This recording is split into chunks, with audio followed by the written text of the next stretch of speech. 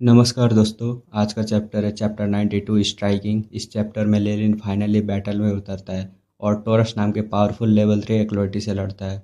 Jadon injured है और बिकी भी वहां पर पहुंच जाती है। चलिए शुरू करते हैं। ब्लैक हेयर एक्लोइटी यानी ये टोरस्ट है। वेस्ट पर सिल्वर चेन कोइल्ड है इसका।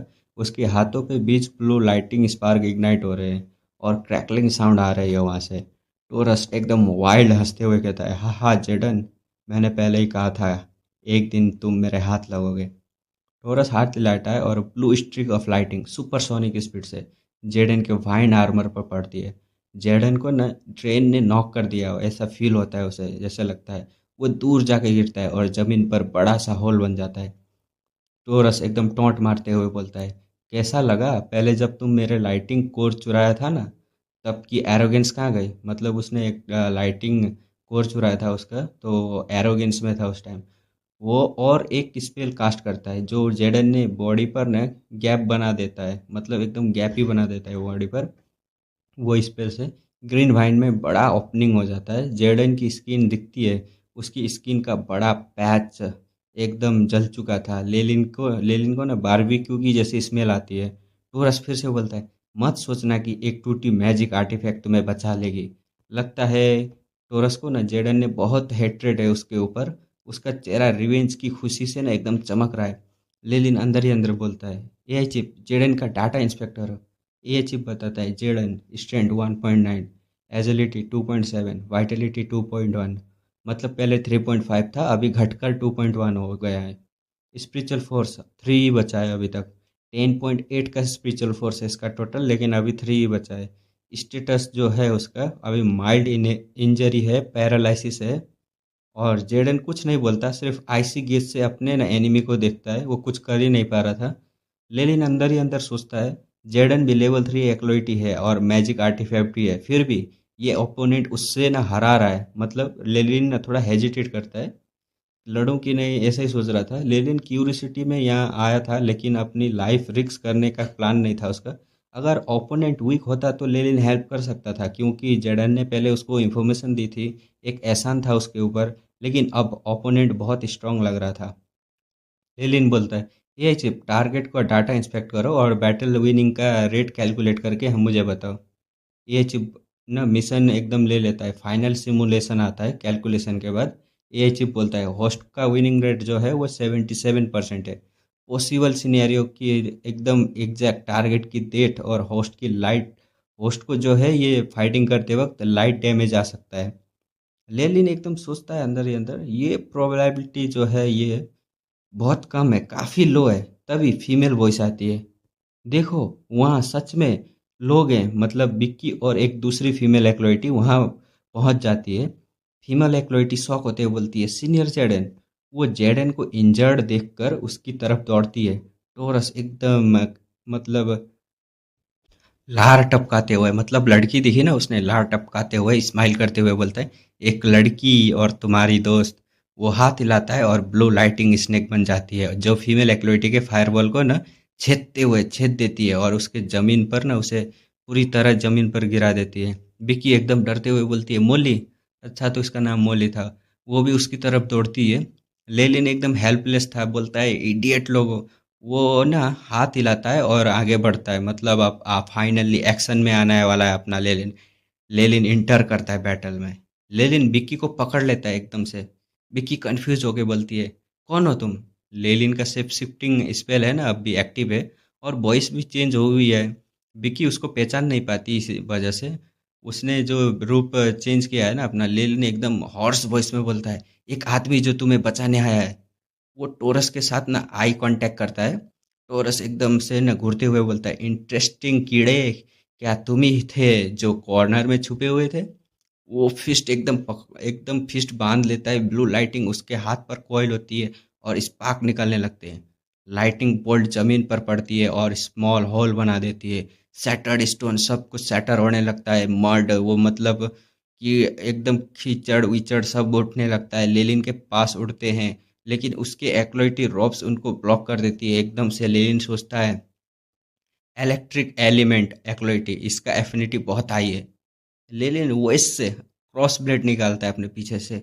लेलिन बोलता है, ये मेरी लाइफ में सबसे टफ बैटल होने वाली है। वो टोरस को देखकर सोचता है ये एक्लोइटी अपने एकेडमी में स्ट्रांग होगा, यही सोच रहा था। ले जो टोरस है अपना, वो एकदम एरोगेंट होते हुए बोलता है, हाँ हाँ देखो क्या मिला, सिर्फ लेवल 1 एक्लोइटी होने के बावजूद मुझ पर स्वॉर्ड निकाल रहा है। वो स्क्रोल निकालता है और बोलता है, मैं मानता हूँ कि तुम्हारा स्पीड बहुत फास्ट है, नाइट लेवल की फिजिकल एबिलिटी है, लेकिन क्या फ़र्क पड़ता है। नाइट का बॉडी स्टील स्वॉर्ड से बच सकता है क्या, लेकिन मैजिशियन की स्पेल के सामने मीनिंगलेस है। मतलब एक जो है नाइट, वो एक्लोइटी के सामने कुछ नहीं है। नाइट जो है ना, वो मैगस, यानी मैगस के सामने कुछ नहीं है, मीनिंगलेस है। झगड़ा करना मतलब फाइट करना, स्पेल। वो स्क्रॉल ओपन करता है, आइसी कोल्ड स्पेल एक्टिवेट होता है, पूरा बैटलफील्ड एकदम से जम जाता है, फ्रोस्ट से कवर हो जाता है। टेम्पर जो टेम्परेचर है वो डजन ऑफ डिग्री कम हो जाती है। ट्री और प्लांट पर ना स्नो और आइस की लेयर बन जाती है। ये चिप बताता है अपना होस्ट पर फ्रोस्ट अटैक हुआ है, स्पीड 43% से कम हो गई है। टोरस एकदम स्माइल करते हुए बोलता है, नाइट चाहे कितना भी फास्ट हो, अगर स्पीड यूजलेस हो जाए तो वो सिर्फ एकदम कुत्ता बन के रह जाता है। लिलिन के बाल और आईब्रो पर आइस जम जाती है। टोरस बोलता है अपना, मैं इस स्पेल को मॉडिफाई कर सकता हूँ, तुम पर फ्रोस्ट और ज़्यादा लो टेम्परेचर का भी लगा सकता हूँ। और कैसा लगा मेरा स्पेल। लेलिन एकदम अंदर ही अंदर रिग्रेट भरे थॉट आ रहे थे उसको, लेकिन सोचता है वो, स्पेल फॉर्मेशन और स्क्रॉल देखकर लगता है कि इसका प्रोफेसर एक्सपर्ट है। मैंने इसके साथ रूइंस और एल्केमी डिस्कस करना चाहता था, लेकिन ये सिर्फ एकदम सपना ही रह जाएगा। लेलिन क्रॉस ब्लेड को टाइटली पकड़ता है, उसका ब्लड बॉयल कर रहा था। बैटल की डिजायर उसके अंदर जाग रही थी। टोरस एकदम स्माइल करता है और बिक्की की तरफ देखने लगता है, मतलब एकदम ठरकी वाली स्माइल। लेलिन आगे बढ़ता है। लेलिन ने अपनी फिस्ट टाइट कर ली, स्वॉर्ड एकदम हाथ में ना टाइटली पकड़ लिया। उसका चेहरा ना पेल हो गया था, थोड़ा डरा हुआ सा दिखता है, जैसे ना उसको ना ठंडी लग गई हो, वो जो फ्रोस्ट अटैक हुआ था ना। लेलिन की वाइटलिटी 3.7 है। नॉर्मल इंसान तो इस टेम्परेचर में ना कभी कब का मर चुके होते। लेलिन एकदम चिल्लाते हुए बोलता है, मैं तुम्हारे अगेंस्ट नहीं जाना चाहता, अगर तुम दोनों लड़कियों को छोड़ दोगे तो मैं तुरंत यहाँ से चला जाऊँगा। वो क्रॉस ब्लेड से ना बिक्की की डायरेक्शन में पॉइंट करता है। बिक्की उसकी तरफ एकदम ग्रेटफुल नज़रों से देखती है। मॉली बोलती है, मॉली बिक्की की ना सहेली, वो दोस्त है ना, वो बोलती है, नहीं, उसे सीनियर जेडन को रिलीज करने को कहो, वरना मैं नहीं जाऊंगी। ये मौली नाम की लड़की बेवकूफ़ ये कह रही थी। लेलिन अपनी आंखों में आंखें रोल करता है। अगर बिक्की ना होती तो वो ना जस्टिस ये नाम पर कभी आता ही नहीं। जेडन ने पहले टोरस की ना डीपली ऑफेंड किया था, तो वो आसानी से जेडन को छोड़ने वाला तो नहीं था। इसलिए अभी वो दोनों तरफ से ना फंस चुका था अपना लेलिन।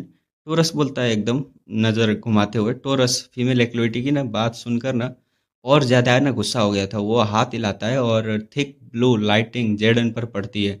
जेडन की बॉडी पर वाइन्स गिर जाती हैं, वो जड़ें गिर जाती हैं, वो फेंट हो जाता है। उसका पूरा बॉडी ब्लैक हो चुका है, जैसे ना एकदम एकदम ब्लैक, हुआ काला पड़ चुका है, जल चुका है। टोरस बोलता है, मैं माफ़ी मांगता हूँ, आज मैं यहाँ से किसी को भी जाने देना नहीं चाहता। वो हाथ हिलाता है। लेलिन ए शिप से कंफर्म करता है कि जेडन ना अब भी जिंदा है, लेकिन एकदम क्रिटिकल इंजर्ड है। अब ना फाइट शुरू होती है। टोरस लेलिन पर ना चार्ज करता है और हाथ में ना शॉर्ट ब्लैक स्टाफ एकदम से आ जाती है। लेलिन एकदम स्नॉट करते हुए बोलता है, एकदम क्या बोलता है वो, मिस्टीरियस बनने की कोशिश कर रही हो। वो क्रॉस ब्लेड से एकदम से स्लैश करता है अपना लेलिन। दोनों वेपन एकदम क्लैश होते हैं। फ्रॉस्ट इफेक्ट की वजह से लेलिन की स्पीड स्लो हो गई है। मिराज अब नहीं बना पा रहा था वो, मतलब टोरस उसके डजन स्लैश को ना ब्लॉक कर देता है। लेलिन की स्ट्रेंथ ओपोनेंट से ज़्यादा है और क्रॉस ब्लेड भी ना सुपीरियर क्वालिटी का है। दोनों वेपन एकदम से टकराते हैं। लेलिन दोनों हाथ से ना फोर्स डालकर स्वॉर्ड को ना नीचे दबाता है, टोरस की स्वॉर्ड को। टोरस एकदम स्माइल करते हुए बोलता है, हाँ हाँ तुम्हारी स्ट्रेंथ भी बुरी नहीं है। ब्लेड उसके ना एकदम चेहरे से सिर्फ ना कुछ सेंटीमीटर दूर जाके लगती है, लेकिन टोरस के चेहरे पर ना कोई डर ही नहीं था। इतना सब देखने के बाद भी उसकी आंखों में ना एकदम रिडिकुलस और सैवेज थ्रिल था। लेलिन को कुछ ना एकदम अजीब सा फील होता है। वो तुरंत क्रॉस ब्लेड छोड़ देता है और पीछे जंप कर लेता है। जब उसने स्वॉर्ड छोड़ा ना, टोरस के आर्म से ना सेवरल बोल्ट्स ऑफ लाइटिंग निकलती है और क्रॉस ब्लेड पर पड़ती है। फिर लेलिन के हाथ ना एकदम हाथ तक पहुंचने लगते हैं वो लाइट। लेलिन स्वॉर्ड छोड़कर ना अटैक से बच जाता है, एकदम से बच जाता है, लेकिन टोरस जो था वो चांटिंग करते हुए बोलता है, ये अब काफ़ी लेट हो चुका है, टू लेट। वो इंचांटेशन ना चांट करता है और स्टफ से एकदम से करंट मड में ना बोर एकदम से फैलने लगते हैं और ट्री के ना रूट की ना तरह स्प्रेड हो जाते हैं। एकदम आग झपकाने का ही वक्त था, लेलिन तक ना एकदम से पहुंच जाते हैं ब्लू लाइटनिंग एकदम पाइथन बनकर लेलिन पर ना अटैक कर रहे थे। वो बिक्की भी ना डरते हुए बोलती है, देखो उधर। वो मुंह पर ना हाथ रख लेती है। ये सब देखकर इतना भयानक दृश्य जो था वो देखा नहीं जाता उससे। अचानक लेनिन के बॉडी पर ना सिल्वर मेम्ब्रेन्स अपीयर होती है। मतलब आ गया है फाइनली। ये मेम्ब्रेन्स ना उसका पूरा बॉडी को कवर कर लेती है, हर इंच हर नस हर जगह पर ना फैल जाती है एकदम से। मेम्बर्स पर ना पेल रेड जोएल के रिफ्लेक्शन है जो मिस्टिकल लस्टर देती है। समझ गए होगे क्या आया है उसका ना, क्या आया होगा समझ जाओ अभी। ब्लू लाइटिंग ना पाइथन बनकर मेम्बर्स पर ना बाइट करने लगती है। मेटल स्मैशिंग की आवाज़ आती है, लेकिन ना आइस पियर्सिंग एकदम कान छेद देने वाली नॉइज बैटल फील्ड पर फैल जाती है। बिकी अपने कान कवर कर लेती है, इतना बड़ा शॉकवेव आया था। लाइटिंग लेलिन के बॉडी पर एक्सप्लोड होती है, कभी कभी ना पॉइजनस स्नेक जैसी करंट कवरेज करती है। लगता है लेलिन ना सिल्वर स्टैचू बन गया हो जो ना लाइटिंग के ना ब्लेसिंग में एकदम ले रहा हो। लेकिन आफ्टर 330 सेकेंड तक चलता है ये और फिर डिसअपेयर हो जाता है। लेलिन बोलता है ए चिप को, ए चिप पर ना जो लेलिन का ए चिप है वो बोलता है, पोस्ट पर लाइटिंग अटैक हुआ है, डिग्री 9 तक का फॉलन स्टार पेंडेंट। मतलब समझ गए, फॉलन स्टार पेंडेंट था, इतना पावरफुल है, इतना पावरफुल हो गया है। देखते हैं इसको ना आगे कितना तक लेवल अप करता है ये फॉलन स्टार पेंडेंट को, या फिर छोड़ देता है। एक्टिवेट तो हो गया है, लेकिन 23.99% ना उसका एनर्जी कंज्यूम हो गया है। होस्ट ने अटैक ना एकदम सक्सेसफुली ब्लॉक किया था और कोई इंजरी, एक छोटी सी खरोच भी नहीं आई है। लेकिन अंदर ही अंदर सोचता है, मैं बहुत ज़्यादा केयरलेस हो गया था। ओपनिंग किल, ओपनिंग ना लाइटनिंग नॉर्मल फिजिकल ना मटेरियल के पास थ्रू कर सकती है। मतलब कोई भी ना फिजिकल अटैक को ना एकदम से ना उसके पास से ना थ्रू हो सकती है। और फ्रॉस्ट लेयर के जो है ना, वो फ्रॉस्ट लेयर तो उसको कंडक्टर बनाते हैं।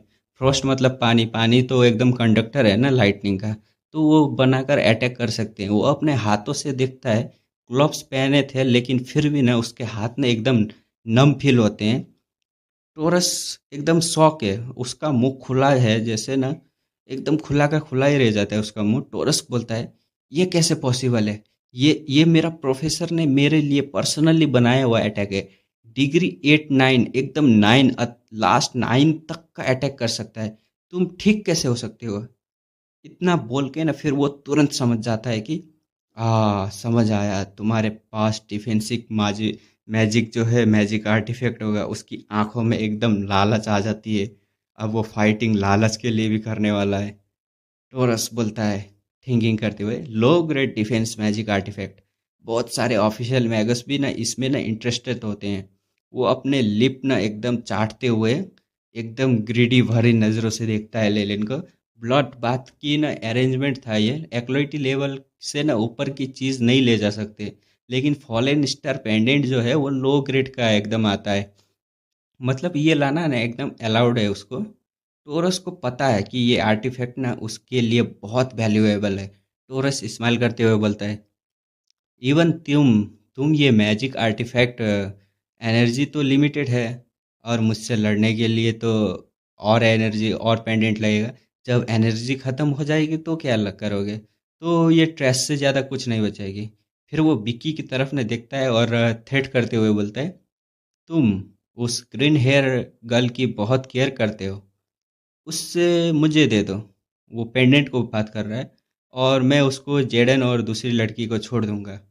लेलिन हंसते हुए बोलता है, एकदम हंसने लगता है और बोलता है, हाँ करो ना। टोरस एकदम शौक हो जाता है, मतलब ले जाओ, लड़की ले जाओ, जेडन ले जाओ, उसको फ़र्क नहीं पड़ता। ये कहना चाह रहा है। टोरस एकदम शौक हो जाता है, क्या क्या तुम क्या बोल रहा है, ऐसे ही बोल पाता है। और फिर लेलिन बोलता है, मैं सिर्फ थोड़ा इन्वॉल्व हूँ उसके साथ, इसलिए बचाने आ गया था। अगर लॉस हो तो बहुत बड़ा तो नहीं होगा मेरे लिए, और अगर मैं ये डिफेंसिव आर्टिफैक्ट खो दिया तो तुम्हारे साथ कैसे लड़ूंगा आगे के फाइट में। मतलब अपना लेलिन बहुत चालाक है। लेलिन टोरस को ना एकदम ना रेडिकुलस भरी नज़रों से देखता है।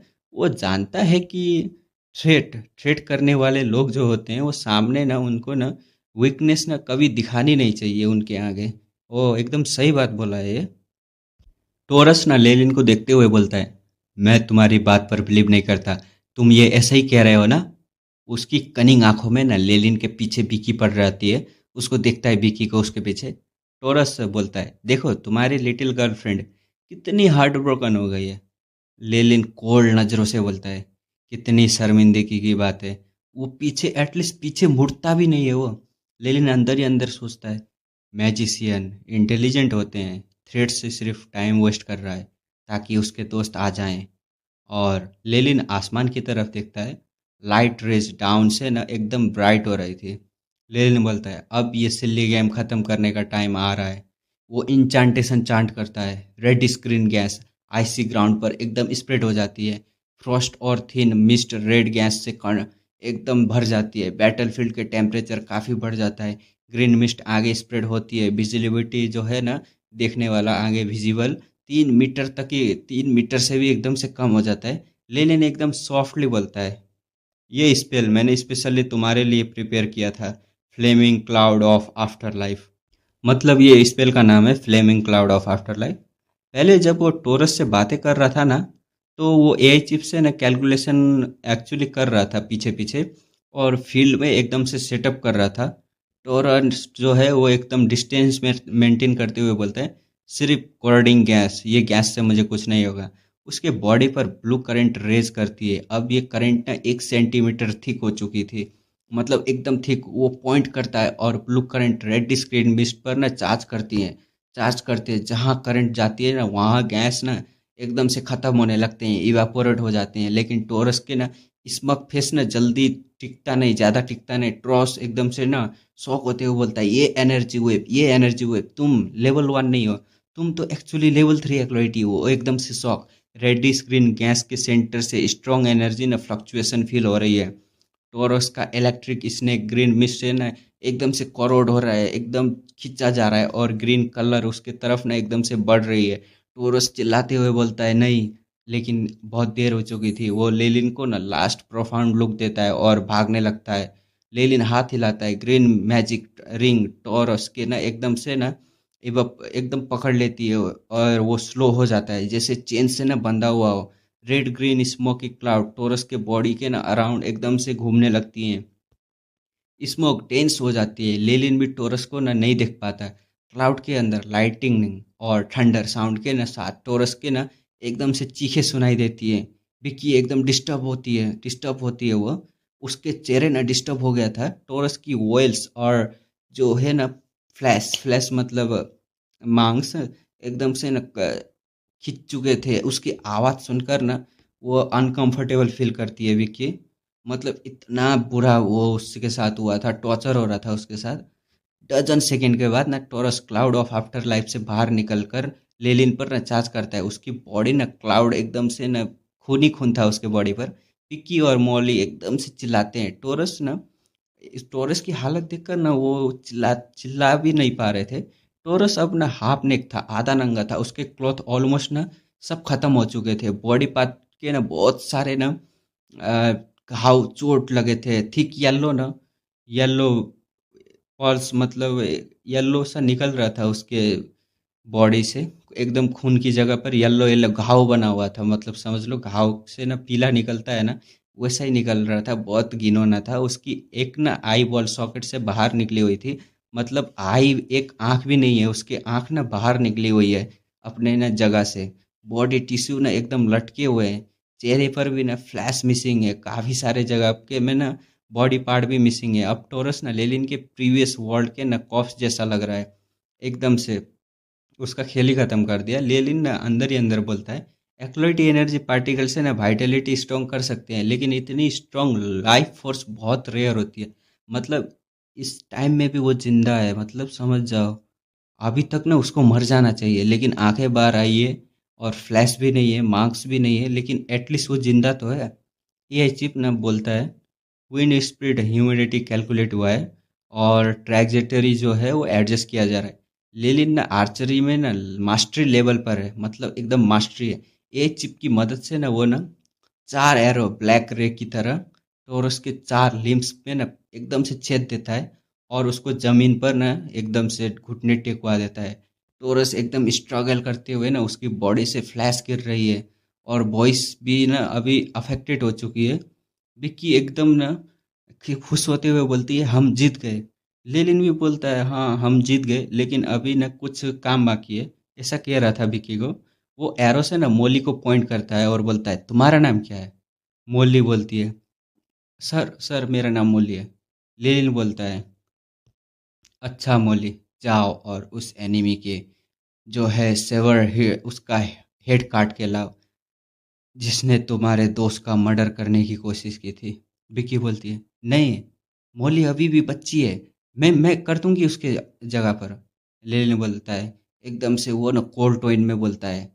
देख बोलता भी नहीं है, वो एकदम से कोल्ड टोन से देखता है और विक्की डर जाती है। एक एरो विक्की के ना फाइन हेयर के पास से गुजर जाती है।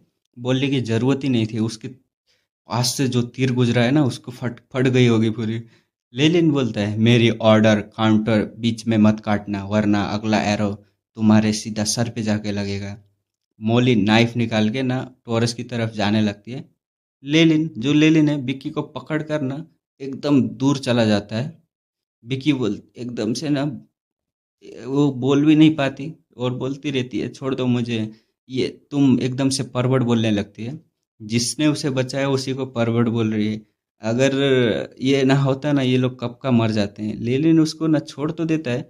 दोनों ट्रोरस और मोली को देखते हैं। अब क्या होगा। मोली ना डैगर उठाती है। लेलिन एरो लेके उसकी तरफ ना एकदम एम किए हुए देख रहा है, मतलब उसके हाथ में एरो है और वो एम कर रहा है अभी भी। मोली डिसपियर में आंखें बंद कर देती है और डैगर नीचे मार देती है। और टोरस बोलता है बहुत देर हो चुकी है, टू बैड। मैंने सोचा नहीं था कि मैं ये मूव यूज करूंगा और वो भी सिर्फ लेवल 2 एक्लोइटी के अगेंस्ट। और एक बूम के साथ टॉरस के बॉडी से काउंटलेस लाइटिंग निकलती है। बहुत वायलेंट है, तुरंत उसके पूरा बॉडी पे स्प्रेड हो जाती है। लाइटिंग एक छोटे डॉट तक पहुंचती है और टॉरस के बॉडी एकदम से एक्सप्लोड हो जाता है।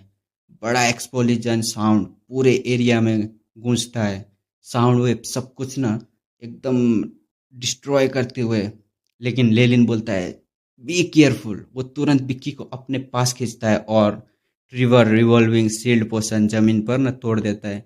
फॉलन स्टार पेंडेंट भी ग्लो करता है। दोनों प्रोटेक्शन के अंडर उनके नीचे की जमीन एकदम से अनटच रहती है, लेकिन सारे जहाँ उसके प्रोटेक्शन के बाहर की जमीन पूरी इवेपोरेट खत्म तहस नहस। एकदम ऐसा डिस्ट्रक्शन मचा हुआ था ना कि सब खत्म हो गया था। जो पावर का डिग्री था ना, डिग्री ऑफ पावर 16 तक पहुंच गया था। पहले कहा 9 अभी 16, लगभग डबल ही मान लो। स्पिल टाइप कॉप्स कंजप्शन हुआ था, मतलब 45.7%। और इलेक्ट्रिक फील्ड 34.5% अभी तक फैले हुए थे। लेलिन अंदर ही अंदर बोलता है एकदम समझते हुए अब समझ गया एआई चिप ने विनिंग रेट क्यों इतना कम दिया था। मतलब जो 75% का विनिंग रेट दिया था ना, बहुत कम था ना, इसके लिए उसको डाउट हुआ था। इसलिए ना उसने मोली को चारा बना के अपने आपको और विक्की को एकदम से दूर लेके जा गया था। लेकिन जो टोरस का है ना फाइनल सेल्फ डिस्ट्रक्ट 16 डिग्री का था, जो फॉलन स्टार पेंडेंट को ना एकदम से ब्रेक कर सकता था। लेकिन मोली ने लास्ट हिट मारा था और लेलिन दूर से ये सब देख रहा था, इसलिए उसको ना कम डैमेज हुआ था। विक्की रोते हुए गुस्से में बोलती है तुम मर्डरर हो, एग्जीक्यूशनर हो। तुम्हें पहले से ही पता था ना कि वो सेल्फ डिस्ट्रक्ट करेगा। एक्सप्लोजिशन से जो पिट बना है ना, मतलब गड्ढा बना है, टोरस और मोली के मिक्स्ड एकदम मिक्स हो चुके हैं वो दोनों। टोरस के थ्रेट को सुनकर ना लेलिन सिर्फ अपने नोच को ही रब कर पाता है। लेकिन वो तो अभी मर चुका है ना और कुछ नहीं बोलता। अंदर से वो खुश है कि उसने पहले ही ना अपरेंस अपना जो है लुक चेंज करके रखा है, वरना विकी के सामने उसको बहुत मुश्किल होती। लेलिन अंदर ही अंदर कहता है मैं तो सिर्फ इतना ही कर सकता हूँ। वो एक्सप्लोजन से बने बड़े गड्ढे के पास जाता है। उसकी फुट के पास ना एक राउंड बैच गिरा हुआ है ओरिजिनली बहुत ब्राइट बैच है, लेकिन अभी धूल मिट्टी से ना जो कवर हुआ है इस पर ना काफ़ी सारे खून फ्लैशेस भी लगे हुए हैं। लेनिन लेनिन जो है वो बैच को देखते हुए मन ही मन सोचता है, एक लुक से लगता है कि ये एक्लोइटी अपने एकेडमी का बहुत जीनियस होगा। इसके बैच कम से कम 50 कंट्रीब्यूशन पॉइंट का तो होगा ही। वो बैच को ना सोचता है लेने का, लेकिन एकदम हेजिटेशन करता है। बैच अब ना उसके फुट के नीचे है, अगर वो झुके तो हाथ में ले सकता है। इस बैच से ना उसके कंट्रीब्यूशन पॉइंट ग्राइंड वाटर के लिए इनफ हो जाएंगे। लेकिन ये बैच स्पेशली ना मार्क होते हैं, जीनियस बंदे का जो है ना उसका मार्क होता है। अगर वो इसे ना सबमिट करेगा तो ये एडमिट करना ही होगा कि उसने ना टोरस को मारा है। लेलिन जानता है कि टोरस के पीछे प्रोफेसर है। लेलिन डिसीजन लेता है और बोलता है शायद ये बैच जेडन या मर्लिन को देना बेटर होगा। वो बैच पर ना फुट रखता है और स्माइल करते हुए निकल जाता है। पहले उसने देखा था कि जेडन बैटलफील्ड के ना बॉर्डर पर एकदम इंजर पड़ा है, हालत एकदम खराब है, लेकिन एटलीस्ट जिंदा है। लेलिन ना झाड़ी की तरफ देखता है, ये झाड़ी की तरफ ना क्यों देख रहा है, बाद में पता चलेगा हमको। और वो ना रेड एक्सप्लोजन जो पोशन है ना वो फेंक देता है बूम के साथ, तो टेस्ट ट्यूब ना मिड एयर में एकदम से कोलाइड होते हैं और बड़े फ्लेम ना झाड़ी के ऊपर ब्लैंकेट की तरह ना फैल जाते हैं। फ्लेम के साथ दो ब्लैक फिगर बाहर निकलते हैं। सोचो कौन होगा ये झाड़ी के पीछे दो लोग। अरे वही दोनों एक लड़का और लड़की थे ना, सिल्वर क्लॉ सॉरेन और ब्लॉन्ड फीमेल एक्लोइटी। दोनों टोरस के न गड्ढे को देखते हैं, टोरस जो मरा था वहाँ उस गड्ढे को देख रहे थे। उनके चेहरे एकदम से ग्रीम हो जाते हैं। सोरन अंदर ही अंदर सोचते हुए कहता है, लाइटनिंग वेल्डर टोरस, उसने इस फैलो के हाथों जो है ना अभी उसके सामने मर गया है। और वो सोच रहा था कि ये मॉन्स्टर है, ये वो सोच रहा था।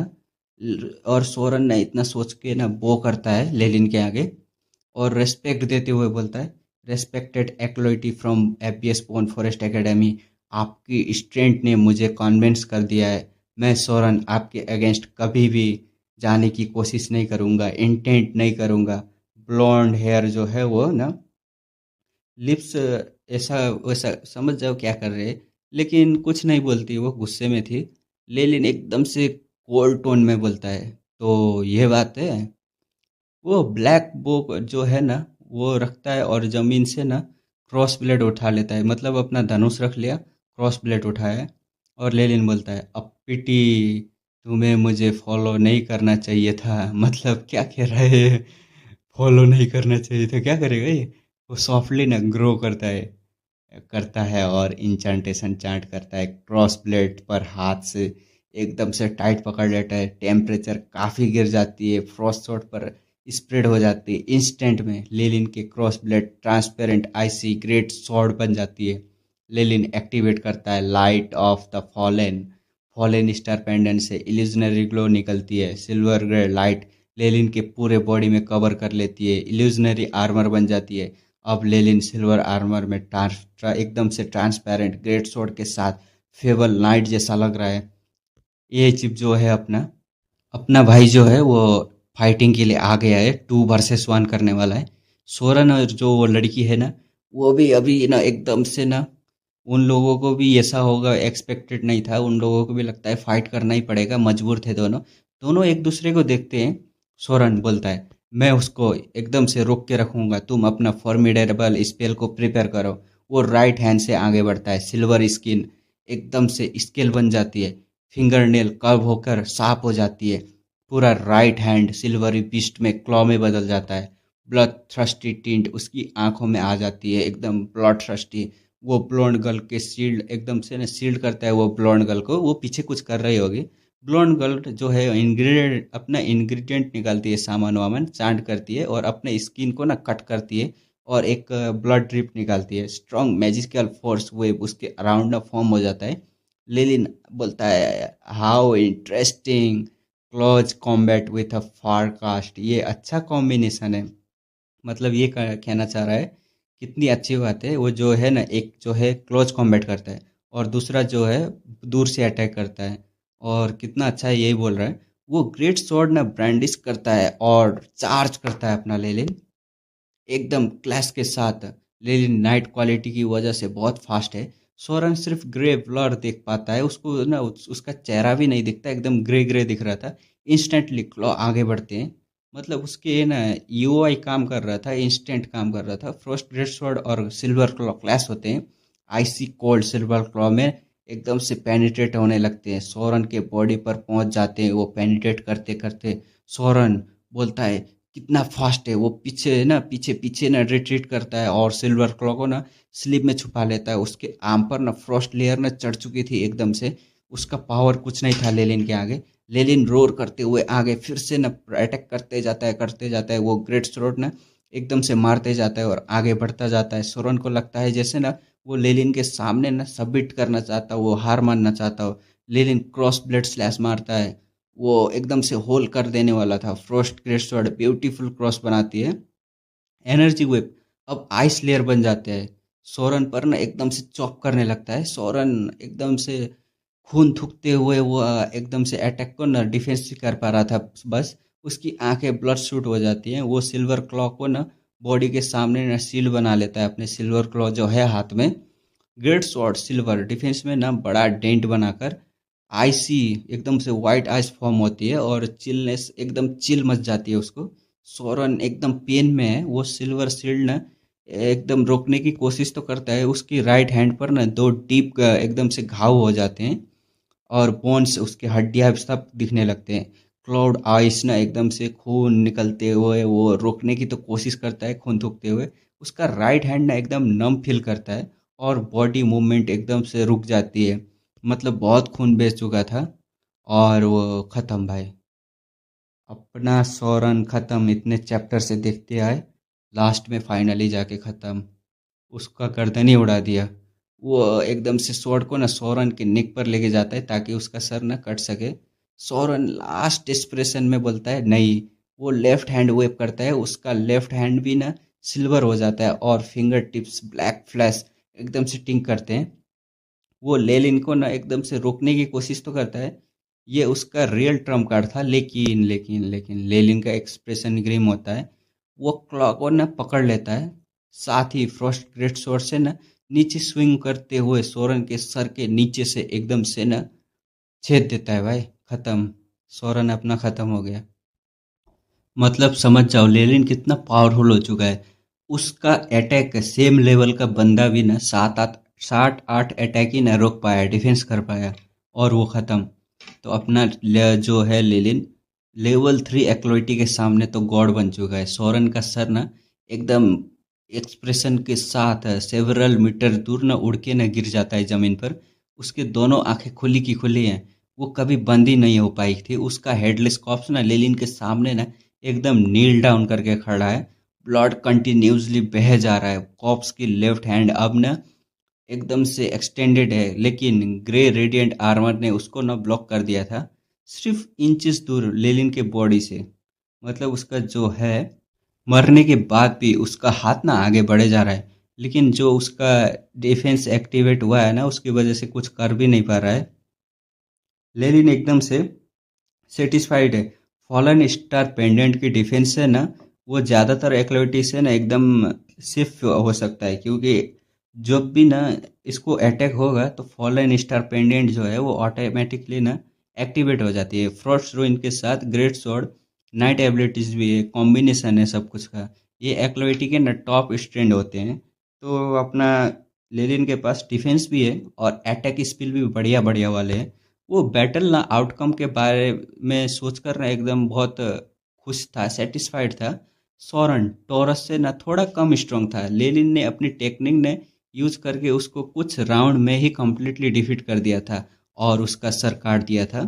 लेनिन बोलता है अब उस लड़की की तरफ देखते हुए, अब तुम्हारी बारी है। वो सोरन के कॉप्स को ना किक करके ना ब्लॉन्ड एक्लोइटी की तरफ चार्ज करता है। ब्लॉन्ड एक्लोइटी बोलती है अब खत्म हुआ। उसकी आंखों में बड़ा बर्डन हो एकदम से जलने लगता है, अब हट गया था। एक bright red flower petal unfold करती है और ग्रीन रॉक फर्स्ट एकदम से फिश साइड रिलीज होता है। उस पर ना एकदम डैजलिंग ग्लो कर रहा था। ऊपर ब्लॉन्ड एक्लोइटी का फ्रेश ब्लड ना स्प्रे हो रहा था, साथ में ना ब्रोकन हाफ डैगर जमीन पर ना फेंका हुआ था। ये तीन चीजें ना बनाकर एकदम से ट्रायंगुलर फॉर्मेशन बनाती थी। ग्रे इस पावर रूइंस सराउंडिंग में थे और फिर लेलिन चार्ज कर देता है उसके ऊपर। तो ब्लड एक्लोइटी ना हंसते हुए एकदम फिंगर पॉइंट करती है और बोलती है, by the name of Mephis Rofer magnificent of the gigantic blinding spirit from the abyss, मतलब कुछ किसी को समन कर रही है ये। और बोलती है, द पर्सन डेट, मैंने पॉइंट किया हुआ जो पर्सन है उसको मार दो। एक बैंक के साथ ट्रायंगुलर फॉर्मेशन के लाइट एकदम शाइन होता है। लेलिन को सडनली बड़ी वाइंडिंग स्ट्रेंथ फील हो जाती है जो उसको रोटेट तो करती है, स्पॉट करती है। लेलिन एकदम से ना स्ट्रगलिंग फेस करता है। ये स्पेल ना ह्यूमन के कस्टमाइज जैसा लग रहा था। वो कंटिन्यूसली ना भागने की कोशिश करता है। पॉइंट से शैकल की आवाज़ आती है। वो जो ब्लॉन्ड एक्लोइटी है वो बोलती है, तुम इस चेन से आज़ाद नहीं हो सकते। ये जाइजेंटिक बाइडिंग एबियस स्पिरिट की चेन है। कितनी भी तोड़ने की कोशिश करो, बाकी रीग्रो कर ही जाएंगी और बाइडिंग पावर डबल हो जाएगी।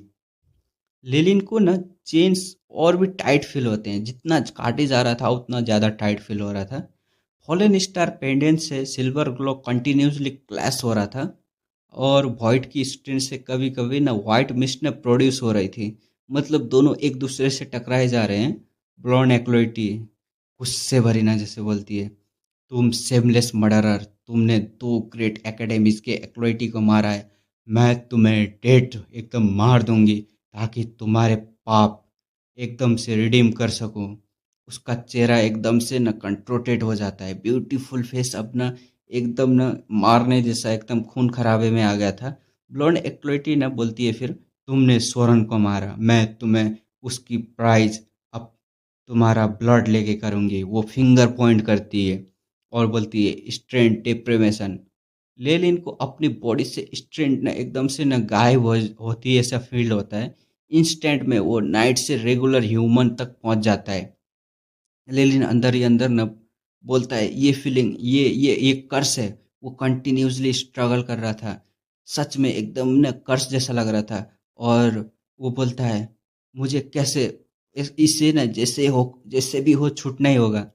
ब्लॉन्ड एक्लोइटी हंसते हुए, अब खत्म हुआ। वो इंचांटेशन चांट करती है। फ्लेम ऑफ द एबियस एकदम से ना फैल जाते हैं। बायरन लैंग्वेज इंचेंटेशन कंप्लीट होने पर लेलिन के बॉडी के नीचे से ना ब्लैक फायर जलने लगती है। फ्लेम स्प्रेड होती जाती है। लेलिन का पूरा बॉडी एकदम से ढका हुआ है। लेनिन के हाथों में फ्रॉस्ट ग्रेट स्वॉर्ड जमीन पर गिरी हुई है। आईसी ना एकदम साड़ सैटर हो जाते हैं और रिफाइंड मैटर प्लेट मेल्ट होकर लिक्विड बन जाती है। मतलब जो मेटल था वो भी ना एकदम से ना मेल्ट हो गया था और लिक्विड बन गया था। लेलिन के बॉडी पर ना ग्रे आर्मर ना ये चिप ना अलर्ट करता है और वार्निंग भेजता रहता है। फॉलन स्टार पेंडेंट की एनर्जी ना एकदम रैपिडली डिक्रीज हो रही थी। करेंटली ना 45% ही बचा था। एस्टिमेटेड टाइम 34 सेकेंड में ना फुल्ली ख़त्म हो जाएगा ये। लेनिन कमांड करता है, सब कुछ इग्नोर करो। फॉलन स्टार की पेंडेंट की जो पावर है, एनर्जी है, उसको एक साथ में रिलीज कर दो जितना बचा है। सिल्वर ग्रे राइट एकदम रेडियस में डजन टाइम बढ़ जाती है। मतलब उसने पावर एकदम से छोड़ दिया था। जितना बचा है उतना एकदम एक ही जोर में लगा दिया। और लेलिन के पीछे इंस्टेंट ह्यूज क्रॉस पैंथम अपीयर होता है। अपर एरिया पर जोएल मल्टी कलर लाइट देते हैं। एनर्जी वेव्स लेलिन के लिम्स तक पहुंच जाती है। लेलिन स्ट्रगल करते हुए बोलता है, ब्रेक फॉर मी। वो फुल्ली माइट से स्ट्रगल करता है। बॉडी से क्रैकलिंग और रैटलिंग साउंड आते हैं। काउंटलेस ब्लैक रुइन एकदम से चेन विजिबल हो जाती है और लेलिन के स्ट्रगल से न टूट जाती है। वो जमीन पर गिर कर न एकदम वैनिश हो जाती है चेन। लेलिन एकदम से कोल्ड टोन में बोलता है, अब तुम्हारी बारी है। ये डिस्कस्टिंग गेम बंद करो। उसका फिगर न एकदम विंड बनकर ब्लॉन्ड एक्लोइटी के सामने अपेयर होता है। लेलिन का जो है ना बॉडी, ब्रॉन एक्लोइटी एकदम डर के मारे वो डर जाती है ये सब देखकर। वो आज़ाद हो गया है ना इस चीज़ से, कर्ज से भी एकदम से आज़ाद हो गया। वो बोलती है, तुम इम्पॉसिबल है, तुमने इसे कैसे काउंटर किया। वो फिंगर पॉइंट करती है। फिर सेवरल बेसिन साइज फायरवॉल लेलिन के ना बॉडी पर स्ट्राइक करती है। फ्लेम एक्सप्लोड तो होते हैं ब्लैक फायर के साथ बर्न करने करते हैं, लेकिन जल्दी ना एकदम से ख़त्म हो जाते हैं। सिल्वर ग्रे ट्रांसपेरेंट आर्मर के पीछे लेलिन एकदम से लॉर्ड एक्लोइटी ने उस पर ना हमला कर दिया था और उसको बहुत ज़्यादा ना डैमेज पहुंचा दिया था अपना लेलिन ने फाइट करके। और वो जो ब्लैक एक्सप्लोड होता है ना ब्लैक फायर के साथ बर्न करने लगता है उसी टाइम। वो इंचांटेशन भी पूरा नहीं कर पाती। वो एकदम तड़पते हुए डिस्पेयर में, उसको भरोसा ही नहीं हो रहा था। वो नई नई इतना ही कह पाती है, वो ज़मीन पर गिर जाती है और पीछे ना क्राउल करने लगती है, भागने लगती है। लेकिन लेलिन लेलिन एकदम गुस्से में है, उसे छोड़ने का कोई इरादा नहीं है। वो ग्रीन रॉक और डैगर को किक करता है और स्पेल फॉर्मेशन को ना एकदम से ब्रेक कर देता है। ब्लोन एक्लोइटी के ना नाक से ना रेड एकदम खून निकले जा रहा है, उसकी आंखों में ना आंसू गिर रहे हैं। ब्लोन एक्लोइटी भीख मांगते हुए बोलती है, नहीं, मुझे मत मारो। मेरा मेरा मेंटोर लेलिन कुछ भी, उसको कुछ फर्क ही नहीं पड़ता, वो मरते मरते बचाया अभी। वो बोलता है, मैं नहीं जानता तुम कौन हो। वो ब्लोन वुमेन को ना एकदम ना कोल्ड नज़रों से देखता है। Fallen star pendant ABS black fire से ना डिफेंड करता है, लेकिन ना ब्लोन एक्लोइटी के पास ऐसा कोई डिफेंस ही नहीं है। मतलब समझ जाओ, फॉलन स्टार पेंडेंट ने उसको ना बचा लिया है। एबीएस ब्लैक फायर मतलब कितना डेंजरस चीज़ है। अदर वर्ल्ड का चीज़ ला के वो कर्स से भी बचा लिया। फॉलन स्टार पेंडेंट इतना पावरफुल है। और वो फ्लेम्स से ना बारबेक्यू होता अगर ये फॉलन स्टार पेंडेंट नहीं होता। उसकी फ्लैश ना चक बाई चक गिरती है। फाइनली वो ब्लड रेड स्केलेटन बन जाती है। मतलब लेलिन ने ख़त्म कर दिया उस लड़की को। और बोन्स भी ना मेल्ट होकर ना वाइट लिक्विड बन जाती हैं जो ज़मीन पर ना गिरते रहते हैं। मतलब समझ जाओ उसका कितना बुरी तरह से उसको मारा है। लेलिन कुछ फील नहीं करता, हाथ से वाइट बोन लिक्विड को ना एकदम से फेंक देता है। वो ग्रे आर्मर को ना जैसे कपड़े चेंज करता हो ना वैसे ही फेंक देता है। लेलिन सोचता है मन ही मन, जो एबीएस बोन फायर है ना उसने लगभग तो इसको ख़त्म ही कर दिया था। लेजेंड में एबीएस फायर वॉइड का वर्ण ना ऐसा था जैसे ना किसी भी वॉइड को ना काट सकती हो। ये सिर्फ ना ट्रू एबीएस फायर का ना प्रोजेक्शन है। ओरिजिनल होता तो अभी तक तो लेलिन ख़त्म हो चुका था। वो एकदम एसेस में एकदम राख बन गया होता, उसको कोई बचा ही नहीं होता। वो फॉलन स्टार पेंडेंट से भी नहीं बच पाता।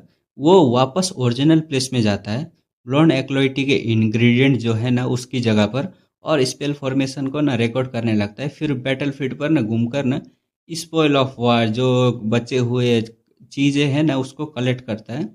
अब जेडन का सीन देखते हैं। उसको अनकॉन्शियस जेडन को ना लेलिन विक्की के सामने ना एकदम फेंक देता है। बैटल बहुत इंटेंस था लेकिन टाइम बहुत कम लगा था। विक्की अब भी शॉक में है। लेलिन एकदम क्लियरली बोलता है, यहाँ से जल्दी चलो, एनर्जी वेव से बहुत सारे एक्लोइटी अट्रैक्ट होंगे। अगर मरना नहीं चाहती तो अभी चली जाओ। वो विक्की की तरफ देखता है जो ना नोट करती रहती है, फिर वो वहाँ से चला जाता है। विक्की लेलिन के बैग को देखती है, उसका एक्सप्रेशन ना बहुत कॉम्प्लिकेटेड है और बोलती है ये आदमी उसको बचाने आया था। उसकी स्ट्रेंथ ना विक्की के इमेजिनेशन से बहुत ऊपर थी। लाइटनिंग और सिल्वर क्लॉ जैसे ना एकदम बड़े बड़े एक्लोइटी के को ना उसने ना एकदम से मार दिया था और उसके सामने वीक थे ये दोनों। लेकिन विक्की सोचती है, एग्जैक्टली कौन है ये? वो तो उसको तो नहीं पता है ना, वो बेस बदल के आया है अपना लेलिन, तो उसको कैसे पता चलेगा? उसकी आंखें ना ब्लिंक करती है। मर्लिन हो सकता है क्या? लेलिन या फिर फाइली? सारे सारे जो है ना एक्लोइटी के इमेज ना उसके दिमाग में फ्लैश होते हैं, लेकिन कोई मैच ही नहीं करता उसको। लेकिन उसकी इंस्टिंक्ट तो कहती है कि वो ना इस आदमी को जानती है और उनका बहुत ना इंटेंस रिलेशनशिप होगा। विकी अंदर ही अंदर मैगस रेडिएशन, ये पावरफुल फेमस ऐसा ही कुछ बोल रही थी। इंस्टिंक्ट जजमेंट जो लेना था ना उसको, वो समझ नहीं आ रहा था। सब कुछ प्रूव होना चाहिए ना, उसको पता ही नहीं चल रहा कौन है ये। वो एकदम ना दांत पीसते हुए ना वो पोषण ले लेती है, जेडन के चेहरे पर डालती है, फिर वो भी ना वहाँ से चली जाती है। मतलब जो लेलिन ने जाते वक्त ना उसको एक पोषण दिया था, वही पोषण दे रही थी जेडन को। जेडन एकदम जाग जाता है वो। काफ़ी मिनट बाद ना लेलिन जेडन जो है ना उसकी आंखें खोलती है और वो उठ जाता है। जेडन एकदम कंफ्यूज है, बोलता है, मुझे क्या हुआ, टॉरस कहाँ है? वो अपने चेस्ट को ना टच करता है। मैजिक आर्टिफैक्ट तो एकदम सेफ था। उसका वाला मैजिक आर्टिफैक्ट। जेडन के पास भी एक मैजिक आर्टिफैक्ट है ना, जो डोरोटी ने उसको दिया है, और सब कुछ ना एकदम सेफ फील करता है, और वो रिलीफ की सांस लेता है। जेडन ये इंटेंस बैटल के आफ्टर मैच है, और मुझे किसने बचाया। वो फोरहेड को ना एकदम खुजली करता है, और एक लड़की की फिगर याद आती है उसको, और बोलता है क्या मोली थी वो, इतनी टेरिफाइंग बैटल, उसकी तो क्या हालत होगी। तभी फुट स्टेप आते हैं, दो एक्लोइटी उसके पास एकदम विजन में आ जाते हैं। और वो जो दो आए थे ना, वो चिल्लाते हैं एक्लोइटी लोग उसके सामने आकर, एफबीएस बॉर्न फॉरेस्ट एकेडमी की एक्लोइटी, इसको मार दो। मतलब दुश्मन के ना जो लोग थे ना, वो आए थे जेडन के पास, वो एक्साइटेड होकर ना हाउल करते हैं, और रैंक 0 स्पेल को एकदम प्रिपेयर करने लगते हैं। जेडन सांस भरकर अपना मैजिक आर्टिफैक्ट निकालता है। लेलिन ना अब बैटलफील्ड से डजन माइल दूर है, लेलिन की तरफ सीन शिफ्ट हुआ है। उसका क्या हुआ जेडन का, उसका पता नहीं, बाद में देखेंगे। वो फाइट वाइट करेगा लेकिन मरेगा नहीं अभी तो वो। लेलिन अब बैटलफील्ड से डजन माइल दूर है, केब में बैठा है, अपने स्पॉइल चेक कर रहा है। 3 एक्लोइटी वेल अननोन थे, मतलब एकदम रिच थे वो लोग। उनके साथ बहुत सारे इंग्रेडिएंट और मैजिक क्रिस्टल थे। लेलिन को टोटल 10,000 मैजिक क्रिस्टल और वैल्यूएबल रिसोर्स मिले थे। वो ब्लैक रेड डायरी के कवर को टच करता है और एक्सक्लेम करता है, सोचता है ये ऑरा ब्लॉन्ड एयर, जो ब्लॉन्ड एक्लोइटी के एबियस फायर जैसा था। वो डायरी को फ्लिप करता है, मिस्टीरियस रूइन अपीयर होते हैं। लेलिन ये चिप डाटाबेस से कंपेयर करो। ये चिप कंपेयर करता है, एफबीएस स्क्रिप्ट 98.7% सिमिलर है उससे। लेकिन सोचता है एफबीएस स्क्रिप्ट, और थोड़ा सा दिमाग खो जाता है, मतलब सर खो जाता है। ये मिस्टीरियस प्लेस के ना कैरेक्टर ना टॉप सीक्रेट हैं। लेलिन वो खुश है, लेकिन ना लेलिन अपना ना बिल्कुल खुश है, फिर भी ये अच्छा स्पॉइल था। वो ब्लैक रेड डायरी को ना संभाल कर रखता है, मतलब बहुत अच्छा चीज़ है ये, अच्छा चीज़ मिला है। वो जो डायरी है ना, वो उसमें होंगे कुछ अच्छी अच्छी चीज़। लेलिन जो है ना अपने सामने पड़े और भी आइटम को देखता है, और मन में मन बोलता है। वो कुछ ब्रोकन आइटम को देखता है, हाफ ब्रोकन डैगर था, सिल्वर पाम के रेमेंट थे, इनकम्प्लीट सिल्वर नेकलेस था जिसमें लाइटिंग ना अभी तक फ्लैश हो रहा था। 3 एक्लोइटी जो लेलिन के हाथों मरे थे ना, एनिमी एकेडमी के पोटेंशियल मैगस थे वो, उनके पास मैजिक आर्टिफैक्ट तो होने ही थे, लेकिन ब्लॉन्ड एक्लोइटी के ब्रोकन डैगर सिर्फ एबियस ऑरा समन करने के लिए था। बाकी आइटम का ये यूज लेलिन समझ नहीं पा रहा था। सिल्वर क्लॉ सोरेन एकदम परवट था, मतलब ठरकी था। उसने मैजिक आर्टिफैक्ट को भी अपने पाम में इन्फ्यूज कर रखा था। लेलिन को पूरा ना पाम काटना पड़ा था ताकि प्रॉपर्टीज जो सामान है उसको सेपरेट कर सके। हाथ काट दिया इसने अपने सामान को ले लेने के लिए। टॉरस का मैजिक आर्टिफैक्ट खुद डिस्ट्रॉय हो गया था, इसलिए उसने लास्ट में 16 डिग्री का अटैक रिलीज किया था। उससे ज़्यादा कुछ नहीं मिला है उसको बैच के अलावा। बैच भी उठाया है नहीं, ये कंफर्म नहीं है। मैजिक आर्टिफैक्ट एकदम से ना बहुत डेंजरस है ये, मतलब वो जो चीज़ लिया है ना वो बहुत डेंजरस है। लेकिन अभी रिस्क नहीं लेना चाहता था। वो जानता था कि शायद एनिमी ने इन्हें ना वो कुछ ट्रैप डाले होंगे इसमें, इसलिए ना एकदम सतर्क था वो।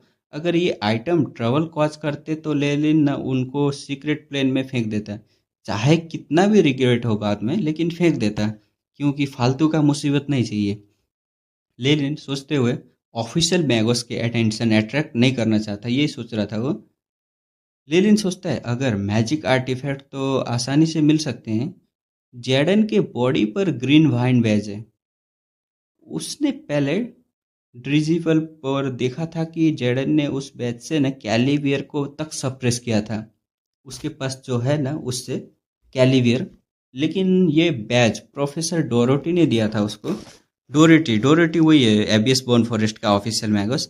अगर लेलिन एनिमी के आर्टिफैक्ट चुराता तो एकेडमी में सेफ रह सकता था, लेकिन जैडन के चुराने पर एकेडमी में टिक नहीं पाता वो। मतलब ये कहना चाह रहा है, अगर जैडन को मारकर उसका जो सामान है ना वो चुरा कर अगर अपने पास रखता ना, तो वो टिक नहीं पाता। अपने ही एकेडमी के लोग को मारकर वो कैसे रह पाएगा भाई वो एकेडमी में, वो टिक के क्या, वो उसको जिंदा मार देंगे। एकेडमी के क्रिटिकल जो क्रिटिकल टाइम है ना उसमें अगर फेलो एक एकदम बड़े सीनियर, और वो फायर क्या बोलते हैं उसको, 5th ग्रेड एक्लोइटी जेडन जैसा ना एक्लोइटी को मार दिया तो बात तो ख़त्म हो गया। और मैगस ऐप जो है ना वर्ल्ड में, ये जो पावरफुल होता है जिसका, अब टोरोटी जैसे पावरफुल जो है ना प्रोफेसर, उसको ऑफेंड भी तो नहीं कर सकता। लेकिन अंदर ही अंदर थोड़े बेनिफिट के लिए ऐसी हरकत तो नहीं करनी चाहिए, मन ही मन सोच रहा था। लेलिन डिसीजन करता है, शायद ये बैच जेडन या मर्लिन को देना बेटर होगा। अब भी जेडन और मर्लिन का नाम ले रहा है। वो बैच पर ना एकदम से पैर रखता है और स्माइल करते हुए लेलिन हाथ हिलाता है। दो डिफरेंटली शेप बैज हाथ में आते हैं, सोरन और ब्लोंड एक्लोइटी के। ये टोरस से ना थोड़ा कम स्ट्रांग थे, लेकिन कम से कम 20-30 कंट्रीब्यूशन पॉइंट तो मिलते हैं इनके। पहले इनको ना होल्ड करूंगा, लेलिन सोच रहा है। अगर फ्यूचर में और बैज मिल गए तो इनको एक्सचेंज नहीं करूंगा। मतलब ये है कि वो नफ अभी के लिए तो ये बैच रख रहा है। अगर बाद में और बैच मिल गए ना तो ये बैच को फेंक देगा। ये दोनों ना इंश्योरेंस की तरह रख रहा है। अगर 50 पॉइंट कलेक्ट हो गए तो इनका फेंक देगा, ये यूज नहीं करेगा। वरना दोनों या तीनों को सबमिट करके ना इसको रख ही लेगा, नहीं पहुंचे तो। टोरस का बैच उसने ना अवॉइड किया, क्योंकि उनके पीछे पावरफुल बैकिंग हो सकती है। क्योंकि टोरस तो एकदम पावरफुल बंदा था ना। 2 दिन बाद का सीन दिखाया जाता है सीक्रेट प्लेन के बाहर। वाइल्डनेस ब्राइट येलो कलर से, कभी कभी ना विंड सैंड एकदम से ना उधर घूम रही थी। लिविंग ऑर्गेनिज्म की जगह से दूर रहते हुए एकदम भाग रहे थे। मोल्स और आंट्स भी थे वहां पर। सीक्रेट प्लेन के इंट्रांस स्लोली श्रिंक हो रहा था, जैसे ना लाइव एनिमल हो, एकदम लाइव देख रहे हो। इंट्रेंस के बाहर तीनों चेयरमैन और प्रोफेसर वेरिंग कलर के ग्लो देख रहे थे। मतलब उनके एक्सप्रेशन अलग अलग थे। सिल्ली फ्लोटिंग सिल्वर हाउस ग्लास, ऊपर हाफ में गोल्डन सैंड ट्रिकल हो रहा था। थिन एयर बचा हुआ था, मतलब बहुत कम टाइम है, अब निकलने वाले हैं ये लोग। लास्ट गोल्डन बीट गिरने वाला था। मतलब इन लोगों ने कुछ टाइम वाइम सेट किया होगा यार, वही देख रहे होंगे। 3 दिन का ही तो है, 3 दिन में क्या ही उखाड़ लेंगे। साइली बोलता है अपना वाला एबीएस पॉन फॉरेस्ट का एकेडमी का, टाइम अप हो गया, एक्लोइटी को रिसीव करते हैं। गुरु वो स्माइल करते हुए बोलता है, ये शेष गौतम उठ का था ना ये गुरु, हाँ। बहुत एंसियस हो, हर एक्स्ट्रा मिनट में एबीएस पोन फॉरेस्ट के एक्लोइटी मर रहे होंगे, उनके हेड शेष गौतम उठ की ग्लोरी बनेंगे। हाँ ये उसी का है, हाँ समझ गया मैं भी, शेष गौतम उठ का ही है ये गुरु। और निकोला बोलती है मैले एकदम हंसते हुए, अभी सीक्रेट प्लेन में एबीएस पॉन फॉरेस्ट की एकेडमी जो एक्लोइटी है वो बचेंगे नहीं। हम दोनों एकेडमी के एक्लोइटी गैदर हो चुके होंगे, अब ये चॉपिंग बोर्ड पर आ चुके हैं। मतलब ये कह रही है अभी तो सब गैदर हो चुके होंगे अब इस एकेडमी के बचने का तो कोई सवाल ही नहीं उठता। साइली जो है अपना वाला है प्रोफेसर बोलता है, निकोला तुम अब भी पास्ट को नहीं छोड़ पाई ना। निकोला एकदम गुस्से में बोलती है, मैं पास्ट भूल चुकी हूँ। साइली बोलता है, तुम रिवेंज ले सकती हो, लेकिन इस एकेडमी को डिस्ट्रॉय करने पर तुम मेरी इटर्नल दुश्मन बन जाओगी। अपना गुरु जो है शेष गौतम का, ये बोलता है इंटरप्ट करते हुए, बस बहुत हुआ। ब्लैक कलर स्काई को कवर कर लेता है ब्राइट येलो लाइट के साथ। ब्लैक रोब में ना एकदम फिगर अपेयर होता है, मतलब अपना रैंक 3 का। वही जो ये इन सबका ना एकदम से वो सौदा वौदा करवाया था ना। वो बोलता है, इनफ, अब स्पेल फॉर्मेशन एक्टिवेट करो और सीक्रेट प्लान के एक्लोइटी को रिसीव करो। सब बोल देते हैं वो तीनों, ठीक है सर। लेलिन ग्रे, एकदम ग्रे शैडो में छुपा हुआ है। उसका चेहरा एकदम डाउनकास्ट है। पहले उसने 3 एक्लोइटी मारे थे ना, फिर अकेला हंटिंग मूवमेंट शुरू किया था। पहले स्मूथ, एकदम स्मूथ था। एक और लेवल 3 एक्लोइटी के बैच कलेक्ट कर लिया था उसने बैच। वो स्पेशली उनको टारगेट करता था जो कमज़ोर हो, बूढ़े हो, या पावरफुल आइटम ना हो उनके पास। लेकिन दूसरे दिन के आधे दिन में एनिमी कैंप न सारे एनिमी ने ना कैंप बना लिया था। सारे एक्लोइटी गैदर हो चुके थे दूसरे दिन, और ग्रुप में स्पेल फॉर्मेशन बना चुके थे। लेवल 2 और लेवल 3 के ग्रुप थे। अगर नंबर सफिशिएंट होते तो रैंक 1 मैगस भी ना टेम्पररी भाग वहाँ पे ना लड़ाई नहीं करता। लेलिन को ना इस ये सब देखकर छुपना पड़ा था। एआई चिप की डिटेक्शन से वो सक्सेसफुली हाइड कर रहा था। एनिमी ने ना एनिमी के थ्रू सर्च शुरू कर दी थी। एनिमी सारे लोगों ने एफबीएस फॉरेस्ट एकेडमी के सारे एक्लोइटी को ना चुन चुन के मार रहे थे। लेली ने देखा कि एक लेवल 3 एक्लोइटी मैजिक आर्टिफैक्ट के साथ भी ना सिर्फ कुछ मिनट टिक पाया था। उसके बाद काउंटलेस रैंक 0 स्पेल ने ना उसको ना एकदम से मार दिया था। मतलब अपने एफबीएस बोन फॉरेस्ट के लेवल 3 एक्लोइटी को चुन चुन के मार रहे थे। लेलिन ने उसके लिए एकदम से सहानुभूति जताई और अपने ट्रैक को ना एकदम से छुपा लिया। टाइम ऑलमोस्ट जो है ना अप होने पर लेलिन ने एक स्मॉल पार्टी पर ना एम्बुश किया था, क्योंकि उसको एक बैच चाहिए था, लास्ट एक बैच चाहिए था। टाइम ख़त्म होने पर अभी एम्बुश किया था, लेकिन कैलकुलेशन में एरर हो गया था। चेयरमैन की न वो झड़प की वजह से टाइम डिले हो गया था। बाहर झड़ लगड़ एकदम लड़ाई चल रही थी ना इन तीनों की, ये नहीं वो नहीं तू में चल रहा था ना। लास्ट लेवल 3 एक्लोइटी को न मारते ही वो एकदम गायब होना चाहिए था, लेकिन हुआ नहीं, वही तू में की वजह से। लेलिन एकदम दांत पिसते हुए बोलता है, फॉलन स्टार की पेंडेंट की एनर्जी की न लास्ट टाइम ने ख़त्म हो गई थी और रिचार्ज नहीं हुआ था, वरना वो बहुत पहले ही स्किप कर चुका होता।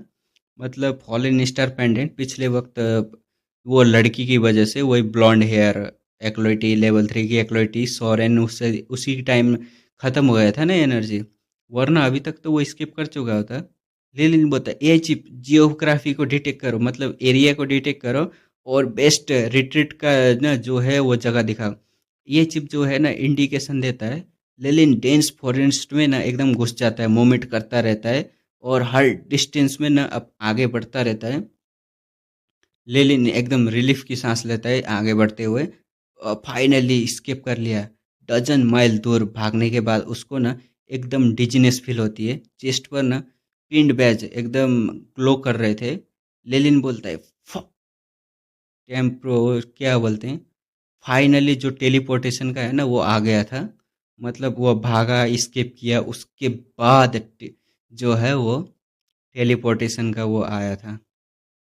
मतलब उसका टाइमिंग भी एकदम बेकार है। लेनिन के चेस्ट पर ना बैज एकदम लाइट इमिट करता है। उसका पूरा बॉडी से लाइट ना एकदम लाइट आ रहा था। वो ग्राउंड से लिफ्ट हो जाता है और स्काई की तरफ ना एकदम राइज करने लगता है। लाइट बबल में फ्लोट करते हुए लेलिन दूर दूर के रीजन में और एक्लाइटी को भी ना इसी तरह फ्लोट करते हुए देख रहा था, जैसे आसमान में ना स्टार बन गए हो। लेलिन अप्रिशिएट करता है, ये सच में ब्यूटीफुल सीन है। वो कह रहा था, वो बैच को ना टॉर्च करता है और बोलता है, इस बैच से कोई फोर्स फील नहीं आ रहा है। लगता है ये पुलिंग फोर्स सिर्फ जिंदा एक्लोइटी पर काम करती है। इस केस में वो हाथ हिलाता है और दो बैच, सिल्वर क्लॉक सोरन और ब्लॉन्ड एक्लोइटी के बैच, लाइट बबल से ना बाहर फेंक देता है। ये दोनों बैच अब उसके पास ना नहीं रखना चाहता था, क्योंकि उसने ऑलरेडी इनफ पॉइंट कलेक्ट कर लिया था। लेलिन बोलता है, मेरे पास ये चीज़ भी है। वो आयरन चेंज और इलेक्ट्रिक करंट निकालता है और उसको भी फेंक देता है। ये चिप ने इस डिस्ट्रॉयड मैजिक आर्टिफैक्ट के ना सारे एग्जामिन कर लिया था। इसमें हिडन स्पिरिचुअल फोर्स थी जो ट्रेसिंग एबिलिटी रखता है। अगर लेलिन ने इसे रखा तो एनिमी एकेडमी के प्रोफेसर तुरंत जान सकते हैं कि उसने टोरस को मारा है। बाकी आइटम हाफ टिगर और सेटर स्पाम वो सेफ थे, उनको ना अपने पास केयरफुली रख लेता है। लेलिन स्माइल करता है, अब वक्त है बाहर निकलने का। वो कह रहा था, वो सेफ सिक्सटी में स्पेल है ना उसको रिमूव करता है। उसकी ना फेस मसल कंट्रोल होती है, हाइट कंटिन्यूसली बढ़ता है। जल्दी से लेलिन अपने ओरिजिनल अपीयरेंस में वापस आ जाता है। लेलिन मनी मन कहता है, सीक्रेट प्लेन में इस डिस्गाइज में था, किसी ने मेरा ट्रू अपीयरेंस नहीं देखा है। अब बाहर आने के बाद एनिमी एकेडमी के एक एक एक्लोइटी ढूंढेंगे जो एग्जिस्टेंस कभी था ही नहीं। वो फ्यूचर सीन को सोचकर ना स्माइल करता है। लेलिन, अब मैं लेलिन फायरलियर हूँ, एक ordinary posturing acolyte. Dazzling rainbow coloured exit होते हुए देखते हुए जो बाहर निकल रहे थे उसको देख रहा था। लेलिन की स्माइल और भी ना वाइड हो जाती है। वो डिजीनेस को सप्रेस करता है और वॉमिट करने लगता है। और प्लेन्स क्रॉस करने के फील्ड में ना वो बहुत अच्छा नहीं है। एकदम कोल्ड वॉइस में, hurry hurry up and move, don't block the way. ये सब आवाज़ आ रहा था। लेलिन जल्दी से वो करता है और वहाँ से हट जाता है। वो सराउंडिंग जो है उसको देखता है, सीक्रेट प्लेन के एग्जिट के बाहर सेम सीन है। 3 एक्लोइटी जो एकेडमीज हैं ट्रायंगुलर फॉर्मेशन में। सेज गुथोमुड जो है वाइट वुड कैसल के साथ है, और कॉमन एनिमी एबियस बोनफेरस जो है ना वो एक दूसरे को फेस कर रहे हैं। अभी एक्लोइटीज ने कंटिन्यूसली बाहर आ रहे थे और अपने अपने प्रोफेसर के पास जा रहे थे। लेलिन क्यूरियस था, वो आगे वाले ब्लैक रोड आदमी को देखता है। सोच रहा था मनी मन कौन है। वो ब्लैक रोड मैन देखता है जो तीनों चेयरमैन के आगे खड़ा था। ब्लैक रोड मैन लेलिन को ना साइड फील करता है। उस जो फीलिंग था ना उसको आ जाता है। लेलिन देख रहा था ना उसे, तो उसको फील कर लेता है और मुड़कर देखता है। लेलिन को डार्क ग्रीन येलो एकदम से पेड़ दिखाई देते हैं सराउंडिंग वर्ल्ड जैसे ना। टाइम ने सस्पेंड हो गया, रुक गया, और हर तरफ ग्रीन, सिर्फ ग्रीन ग्रीन ग्रीन दिखाई दे रहा था। लेलिन के आसपास के एक्लोइटी और प्रोफेसर जेड स्टैचू बन गए थे। कोई लाइफ फोर्स साइन नहीं दिख रहा था। लेलिन मुंह खोलने की कोशिश करता है लेकिन वर्ड नहीं निकलते। मतलब जो उसने मुड़ के देखा था ना, तो कुछ किया रहेगा। लेलिन को मतलब इल्यूजनरी में डाल दिया रहेगा, ऐसा ही कुछ हुआ रहेगा। स्टैचू एकदम स्टैचू में चांटिंग कर रहा था, लेलिन लेलिन लेलिन। मतलब लेलिन इनर, ये क्या हो रहा है वो कुछ समझ ही नहीं पा रहा था। ग्रीन स्टैचू लेलिन के सराउंडिंग करते हुए और उसकी तरफ न बढ़ रहे थे। लेलिन ने न चिल्लाता है लेकिन सडनली कॉन्शियसनेस रिगेन कर लेता है और हैप्पीली एकदम हैप्पी हैप्पी फील करता है अपने आप को। लेनिन शॉक में बोलता है, पहले पहले क्या हुआ था मुझे। वो चेयरमैन की डायरेक्शन में देखने की हिम्मत भी नहीं कर रहा था। क्रॉफ्ट बोलता है अपना, रिलैक्स हो जाओ, रिलैक्स रिलैक्स। एक मेडिसिनल सेंट वाली ना हाथ में, लेलिन को हाथ में कवर करते हुए वाइट ग्लोइंग लाइट इमिट करता है उसके ऊपर। लेलिन बोलता है, प्रोफेसर क्रॉफ्ट। वो डीपली वो करता है वाइट लाइट में ना, वो और भी ना अच्छा फील कर रहा था वाइट लाइट में।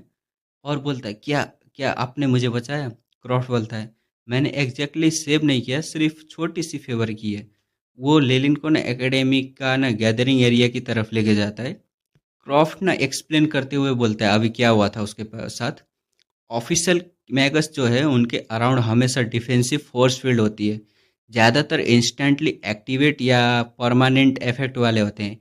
हायर रैंकिंग ऑफिशियल मैगस के फोर्स फील्ड और भी स्ट्रांग होते हैं। ऑर्डिनरी जो एक्लोइटी है उनके करीब भी नहीं पहुंच सकते, मतलब ऑर्डिनरी एक्लोइटी जो है उनके करीब नहीं जा सकते, इसी वजह से हुआ था।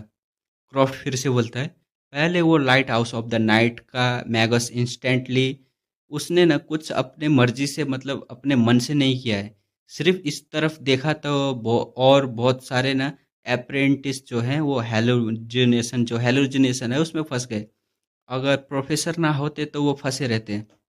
लेलिन याद करता है और बोलता है, मैं याद रखूंगा, ऑफिशियल मैगस बनने से पहले हाई रैंकिंग मैगस से दूर रहूंगा। मतलब उसने डायरेक्ट अटैक नहीं किया, उसकी फोर्स फील्ड की वजह से ही लेलिन जो है ना, अपना लेलिन वो इल्यूजन में चला गया था। लेलिन वो क्रॉफ्ट बोलता है अपना, अच्छा अच्छा ठीक है। लेलिन अपना टाइम मिलने पर ना एकेडमी के ना कैजुअलिटी देखता रहता है।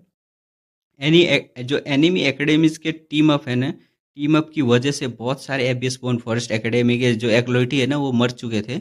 अब और भी ना बहुत ज़्यादा नुकसान हुआ था उनको। प्रोफेसर के पीछे सिर्फ ना कुछ एक्लोइटी खड़े थे, बहुत कम एक्लोइटी थे, ज़्यादातर इंजर्ड हैं और एकदम ग्लूमी चेहरा है उन लोगों का। बिक्की एकदम सरप्राइज करते हुए बोलती है, लेलिन। लेलिन एकदम वार्म स्माइल के साथ कहता है, बिक्की। वो ना बिक्की को ना एकदम से हक कर लेता है अपना लेलिन। बिक्की एकदम रोती हुए बोलती है, बहुत अच्छा है तुमने फिर से देखकर, मतलब बहुत अच्छा लगा तुम्हें फिर से देखकर, ये लिखा है। लेनिन विक्की को देखता है, वो सरप्राइज है कि विक्की इंजर्ड नहीं है, सिर्फ मेंटल स्टेट थोड़ा सा खराब है। विक्की एक्सप्लेन करती है ये कैसे हुआ है।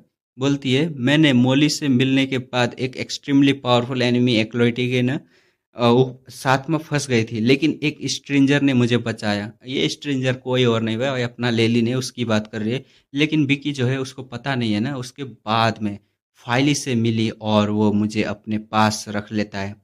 वो फाइली की तरफ पॉइंट करते हुए बोल रही थी। लेलिन देखता है फाइली 3 साल बाद और भी मैच्योर और चार्म दिख रहा था। लेलिन अंदर ही अंदर कहता है लेवल 3 एक्लोइटी प्रोटेक्शन और थोड़ी लक ने ना वो सरवाइव कर पाई थी अपनी जो विकी है। वो कैजुअली विकी से कुछ सेंटेंस मतलब बातें बातें करता है। फिर बैंक के साथ सीक्रेट प्लान के एग्जिट से एक और एक्लोइटी बाहर आता है। वो एबियस बोन फॉरेस्ट के ग्रे रोप में है। कपड़े में होल्स हैं, मतलब उसके बॉडी में बहुत सारे होल्स हैं। बॉडी पर इंजरीज हैं और एक आर्म मिसिंग है। लेलिन शॉक में है। ये जैडन है। जैडन न कुछ स्टेप आगे बढ़ता है, प्रोफेसर को देखकर स्माइल करता है और फेंट हो जाता है। एक वाइट फिगर तुरंत जेडन के सामने अपेयर होता है और उसको न कैच कर लेता है। वाइट फ्लैश रुकने पर लेलिन देखता है कि ये स्केलेटन है, जिसमें अंडरवर्ल्ड फ्लेम आंखों में है, जिसके आंखों में प्रोफेसर डोरोटी था। ये डोरोटी जेडन का मेंटोर था और उसको न मैजिक आर्टिफैक्ट उसी ने दिया था। वो न जेडन पर न बहुत न एकदम बहुत प्यार करता था, यही समझ लो। वो रैंक 3 मैगोस जो है वो कुछ अनाउंस करता है। ब्लैक रोड फिगर बोलता है मेरा डिटेक्शन के मुताबिक सीक्रेट प्लेन में अब और कोई सर्वाइविंग एक्लोटी नहीं बता। एग्जिट है जो, मतलब दरवाज़ा जो है उसे सील कर दो। तीनों कैंप्स डीप साइलेंस में एकदम। फिर कुछ आवाज़ें आती है, कुछ नॉइजेस बढ़ जाती हैं, कुछ फुसफुसाहटें जो है वो शुरू हो जाती है। एनिमी कैंप से एकदम रोने की आवाज़ सुनाई देती है। वो सब चिल्ला रहे थे। कोई चिल्ला रहा था टोरस कहाँ है, कोई चिल्ला रहा था सिल्वर क्लॉ सॉरेन जल्दी बाहर आओ। एबियस बोन फॉरेस्ट कैंप एकदम एक्सपेक्टेड था। प्रोफेसर का रिएक्शन लेलिन के एक्सपेक्टेशन के आसपास ही था। क्रॉफ्ट मर्लिन की डेट पर सिर्फ ना सॉफ्ट एकदम कुछ नहीं बोल पाया, वो एकदम शांत था। एक blue beard old guy madly चिल्लाता है टोरस, मैंने उसको बॉडी पर स्पिरिचुअल फोर्स कोऑर्डिनेट छोड़ा था, वो यहाँ होना चाहिए। मतलब वो इंचांटेशन चांट करता है। Bright blue beam of light Jaden के ऊपर फ्लोट करती है और इसमें एक्लोइटी का ना इंडिस्टेंस बैच दिखता है। ब्लू बियर्ड जो था ना वो ओल्ड गाय एकदम रेज में बोलता है नहीं मेरा टोरस, मैं तुम सबको मार दूंगा। उनके ऊपर मैसिव थंडर स्टॉर्म आ जाता है। मतलब टोरस भी थंडर स्टॉर्म वाला ही था ना, इसका जो स्टूडेंट है। लिलिन लिलिन सोचता है टोरस की पावर इसके सामने एकदम मतलब बच्चों जैसी थी, इतना पावरफुल था ये। मतलब मैगस है तो पावरफुल तो हो गई, और उसका पावर तो और भी ज़्यादा पावरफुल था। लिलिन सोचता है मन ही मन, मैं बहुत लकी था। मतलब अगर इससे लड़ना पड़ता ना तो इसकी फट जाती। अगर लेकिन टोरस जो था वो तो बच्चा था ना यार, वो 7-8 मूवी दे पाया था लेलिन को। डोरोटी जो एबियस बोन फॉरेस्ट एकेडमी का प्रोफेसर है, उस पर एक बड़ा थंडर स्टॉर्म का अटैक होता है। लेकिन तब एक मिस्टीरियस ब्लैक रोड फिगर आता है जो light house of the night का पावरफुल मैगस है, और एक जाइजेंटिक डार्क ग्रीन हैंड से सारी लाइटनिंग को ना ख़त्म कर देता है। ये वही है रैंक 3 मैगस, वही अटैक रोक देता है। फिर एक ब्लू पीरियड गीजर, वही जो अटैक करने वाला टोरस का मास्टर प्रोफेसर, जो एनएवी एकेडमी का प्रोफेसर है ना, खून उगलता हुआ और माफ़ी मांगता हुआ। क्योंकि उसने एग्रीमेंट को तोड़ा था ना। वो ब्लैक रोड फिगर कहता है सिर्फ एक बार माफ़ कर रहा हूँ, दोबारा किया तो तेरी आत्मा को 10,000 साल तक एफबीएस में जलाऊंगा। ये सुन के तो ना वो कांप गया था पूरा। अब बात करते हैं जेडन की। जेडन ने एनिमी का एक जीनियस एक्लोइटी मारा था सीक्रेट प्लेन में। तो अब वो ब्लू बियर्ड प्रोफेसर जेडन को पीछा ना छोड़ने वाला तो नहीं था बदला लेने के लिए। डोरोटी को सर में ना बहुत दर्द हो रहा था, क्योंकि जेडन अब सेफ नहीं है। जब तक वो एकेडमी में अंदर चुप रहेगा तब तक ठीक है, लेकिन बाहर निकला तो ख़त्म। और लेलिन ये सब देख के ना अपने मन में ही कुछ नोट करता है और बोलता है लो प्रोफाइल रखना बहुत ज़रूरी है। और सीन शिफ्ट होता है रात को।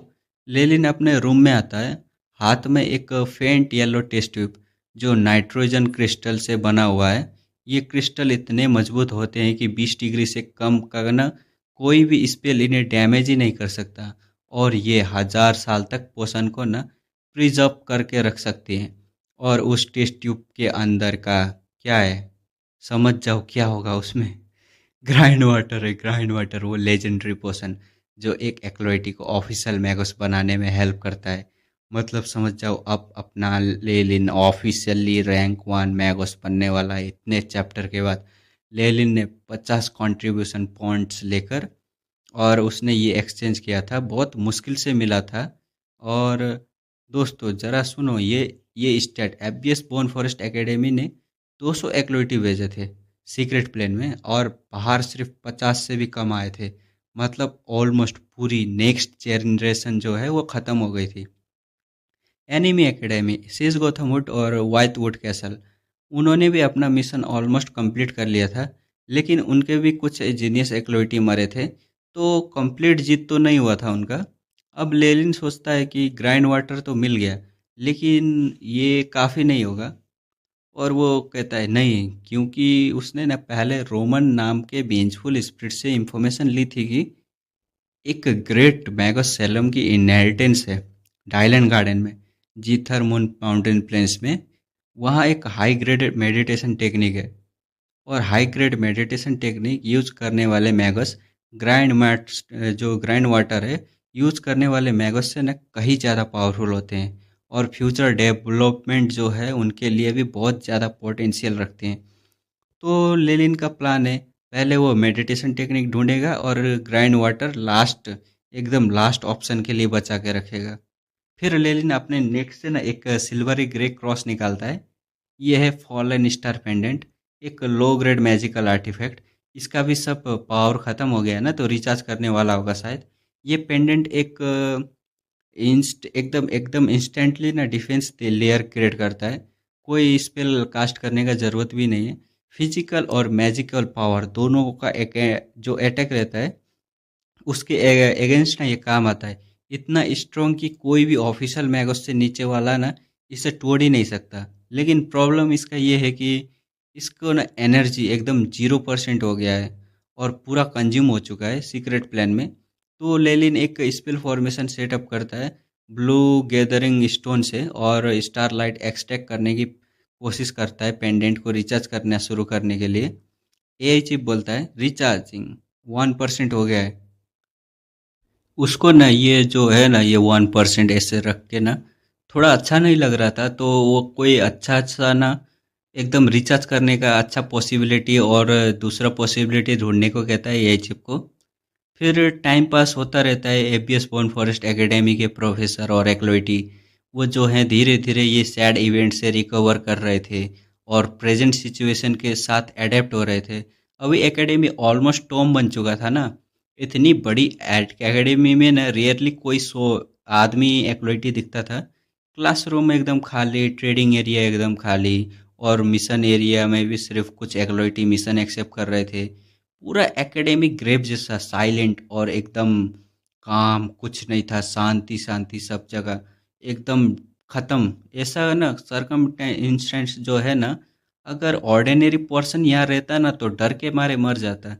इतनी शांति थी यहाँ पर। लेकिन सर्वाइविंग एक्लोइटी और प्रोफेसर बहुत रिजॉल्ट थे, इसलिए एकेडमी ऑपरेशन को ना मेंटेन कर पा रहे थे। लेकिन ये स्टेट ऑफ अफेयर ज़्यादा देर तक नहीं टिकने वाला था। लेलिन अंदर ही अंदर सोचता है, साउथ कोस्ट एकेडमी के न्यू एक्लोइटी जो है ना अभी भरना शुरू होने वाला है, नया साल आने वाला है। इस बार एबीएस बोन फॉरेस्ट एकेडमी जो है वो रिक्वायरमेंट एकदम लोअर करेगा नया एक्लोइटी को ज्वाइन करने के लिए। सारे एक्लोइटी ज्वाइन करेंगे और सरफेस पर ना ग्लोरी वापस तो आ जाएगी, लेकिन टैलेंटेड एक्लोइटी नर्चर करने में बहुत टाइम और एनर्जी लगती है। 5th ग्रेड एप्टीट्यूड वाले एक्लोइटी ढूंढना बहुत ना कठिन होता है, आसान नहीं होता उन लोगों को ढूंढना। और इतने टाइम बाद भी उन लोगों को ना, पिछले साल जो आए थे उनमें से भी एक ही तो था Jaden. FBS bone forest academy, इसकी हेरिटेज लेलिन की जेनरेशन में ना एकदम डिक्लाइन में आ गई थी, और 10 साल लग सकते हैं इनको ग्लोरी में वापस आने के लिए। लेकिन लेलिन इस पे बहुत कंसर्न नहीं था, वो सोचता नहीं ज़्यादा। लेलिन फिर से न थ्रेड लाइक मोनोटोस लाइफ में ना वापस, मतलब अपने लाइफ में वापस आ जाता है। ये इतना लंबा क्यों खींच रहा हूँ मैं यार। वो प्रोफेसर के साथ एक्सपेरिमेंट में कोऑपरेट करता है और एक्सपीरियंस सीखता है। लेवल 3 एक्लोइटी के ने प्रिविलेज का यूज़ करता है, मतलब फ़ायदा वायदा यूज़ करता है, लार्ज अमाउंट मैजिकल रिसोर्स खरीदता है और एडवांस सब्जेक्ट की इंफॉर्मेशन ना स्टोर करता है अपने ये चिप से। लेलिन की एप्टीट्यूड एवरेज थी लेकिन डिसेंट थी, वो लेवल 3 एक्लोइटी बन चुका था। फ्यूचर में ऑफिशियल मैगस बनने के लिए ना बहुत टाइम था उसके पास। इस पॉइंट को कंसिडर करते हुए प्रोफेसर और एक्लोइटी उसको ना बहुत इम्पोर्टेंस देते थे। जब भी लेलिन ऑफिशियल मैगस से मिलता था ना तो ग्रीट करता था, वो नोट करता था, सबको ना अच्छा व्यवहार करता था।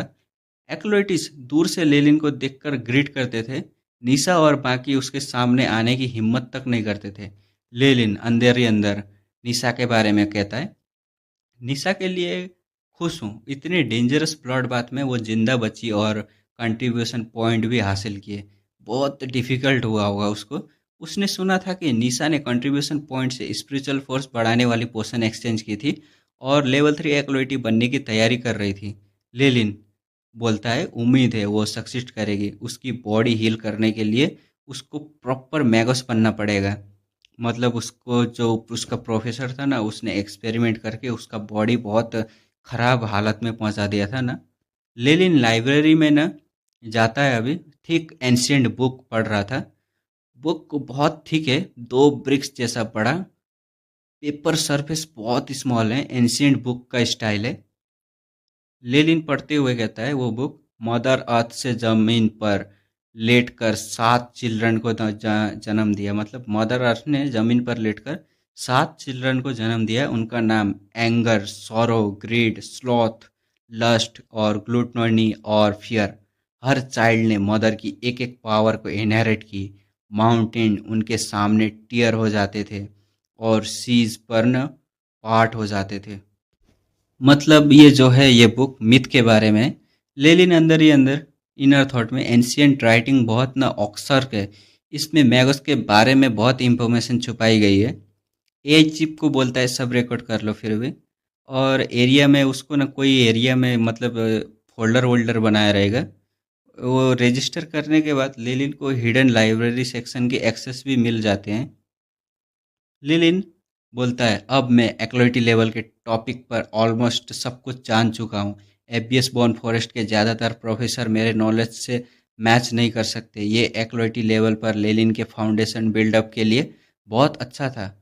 अब वो लेवल 3 व्यक्तियों के मिस्टेक्स को ना करेक्ट कर सकता था। एडवांस मेडिटेशन टेक्निक के बारे में भी ना बहुत कुछ ना कंटेंट मिला था, मतलब उसको कुछ जानकारी मिली थी। लेलिन फाइनली कंक्लूजन में आता है, एबियस बॉर्न फॉरेस्ट के चेयरमैन और साउथ कोस्ट के major guild advance meditation technique के यूज करते हैं, इसलिए उनकी लेवल बहुत हाई है। बाकी मैगस जो हैं ग्राइंड वाटर है ना उसे यूज करते हैं और रैंक 1 पर ने अटक जाते हैं। लेलिन ने ग्राइंड वाटर से ब्रेक थ्रू करने का ना जो वो था ना बारे में सोचना ही बंद कर दिया, कंप्लीटली सील कर दिया। लेलिन सोचता है जिथरमोन माउंटेन प्लेन्स जाना जरूरी है। ग्रेट मैगोसेलम के एडवांसमेंट मेडिटेशन टेक्निक को हासिल करना फ्यूचर डेवलपमेंट के लिए बहुत अच्छा होगा और एकदम ज़रूरी है। वो बुक को ना स्लोली बंद करता है और लाइब्रेरी से बाहर निकल जाता है। एआई चिप ने हिडन लाइब्रेरी की ऑलमोस्ट सारी की सारी इंफॉर्मेशन रिकॉर्ड कर ली थी। फ्यूचर में कहीं भी रिसर्च कर सकता था, जैसे इंटेलिजेंट लाइब्रेरी साथ में ना लेकर घूम रहा हो। मतलब वो एक चलता फिरता लाइब्रेरी है भाई अपना लेलिन। लेलिन क्रॉफ्ट के लैब में जाता है और वो करते हुए बोलता है, क्रॉफ्ट बोलता है अपना, वो एक्सपेरिमेंट कर रहा था। लेलिन मेरे बच्चे, अपना लेलिन बोलता है प्रोफेसर मेरे बाप, नहीं मजाक कर रहा हूँ मैं। क्रॉफ्ट बोलता है पहले वाले सजेशन पर डिसाइड कर लिया क्या तुमने? लेलिन बोलता है हाँ प्रोफेसर, लिलसी फैमिली मुझसे हाईली थिंक करती है, लेकिन मैं अपने आप में ब्रेक थ्रू ट्राई करना चाहता हूँ। क्रॉफ्ट का एक्सप्रेशन थोड़ा डार्क हो जाता है। बोलता है एक अपना क्रॉफ्ट, उसने मना कर दिया था ना लेलिन ने। लिलसी लिलसी फैमिली ग्रेट पोशनरिंग फैमिली थी, उनमें लेलिन के टैलेंट फुल्ली ना डिस्प्ले हो सकते थे। कॉन्ट्रैक्ट कंडीशन एकेडमी से बेटर थे, लेकिन लेलिन ने विदाउट हेजिटेशन जो है रिजेक्ट कर दिया था। लेलिन हमें बताता है क्यों रिजेक्ट किया। लिलसी फैमिली कितनी पावरफुल हो लेकिन एडवांस मेडिटेशन टेक्निक जो है वो प्रोवाइड तो नहीं कर सकती, मतलब उसको दे तो नहीं सकती ना। क्रॉफ्ट के पास भी नहीं है तो जवाब क्लियर था, उसे भी नहीं मिलेगा। वो फ्रीडम वैल्यू करता था। डेस्पेरिट जो है ना सिचुएशन में, एकदम खतरनाक सिचुएशन हो तो फैमिली के कॉन्ट्रैक्ट के बारे में सोच सकता था वो। क्रॉफ्ट एकदम हेल्पलेस था। बोलता है तुम सिर्फ 17 साल के हो। यूथ एकदम, यूथ जो है प्रीसियस होता है। मिस्टेक एकदम करना पड़ता है, उसमें सब कुछ जीरो से शुरू करना पड़ता है। लेनिन बोलता है थैंक यू प्रोफेसर। क्रॉफ्ट बोलता है तो ऑफिशियल मैगोस बनने के ऑब्स्टेकल को ओवरकम करने का कोई प्लान है क्या तुम्हारे पास? लेनिन सूखी हंसी के साथ बोलता है मैंने सुना है प्रोफेसर डोरोटी जो है उनके पास ऑफिशियल मैगोस के बारे में कुछ रेमेंट इंफॉर्मेशन है। क्रॉफ्ट हंसते हुए कहता है हाँ, तो ये तुम्हारा प्लान ये था। साउथ कोस्ट में official Magos information large guild जो है वो कंट्रोल करते हैं, लेकिन हमेशा एक्सेप्शन तो होता ही है ना। मतलब डोरोटी के पास होगा ना कुछ, वही है एक्सेप्शन। और उसके पास कुछ इनहेरिटेंस तो होगा। देखते हैं आगे। साउथ कोस्ट के मेजर मैगोस ने लंबी चर्चा के बाद सब कुछ एकदम से सब ने ये डिसाइड किया था कि ये फैसला लिया था कि ऑफिशियल मैगोस है उनके बनने की प्रक्रिया को सख्ती से रेस्ट्रिक्ट किया जाए। कॉन्ट्रैक्ट के तहत सभी गिल्ड को इस बात का पालन न करना अनिवार्य है। एक्लोइटी को ऑफिशियल मैगोस बनने से रोका जाए, चाहे कोई भी एकेडमी हो या फैमिली नए लोगों को शामिल कर रही हो। उन्हें स्ट्रिक्ट सिंसेरिटी दिखानी पड़ेगी और शपथ भी लेनी पड़ेगी। लेकिन एक एक्सेप्शन तो हमेशा होता है। हिस्टोरिकल जो आइटम और एंशियंट प्लेसेस में ना वो इंफॉर्मेशन मिल सकती है, मतलब मैगस बनने का। और साउथ कोस्ट के तट पर मैगस के बहुत सारे रेमेंट हैं, मतलब इनहेरिटेशन जो हैं वो बिखरे पड़े हैं। ये सभी बेहद खतरनाक जगहों पर ना स्थित हैं। ऑफिशियल मैगस को भी ना वहाँ जाने के लिए अपने जान जोखिम में डालनी पड़ती है। और भले ही रेमेंट मिल जाए, उनकी कंटेंट की गारंटी नहीं होती है।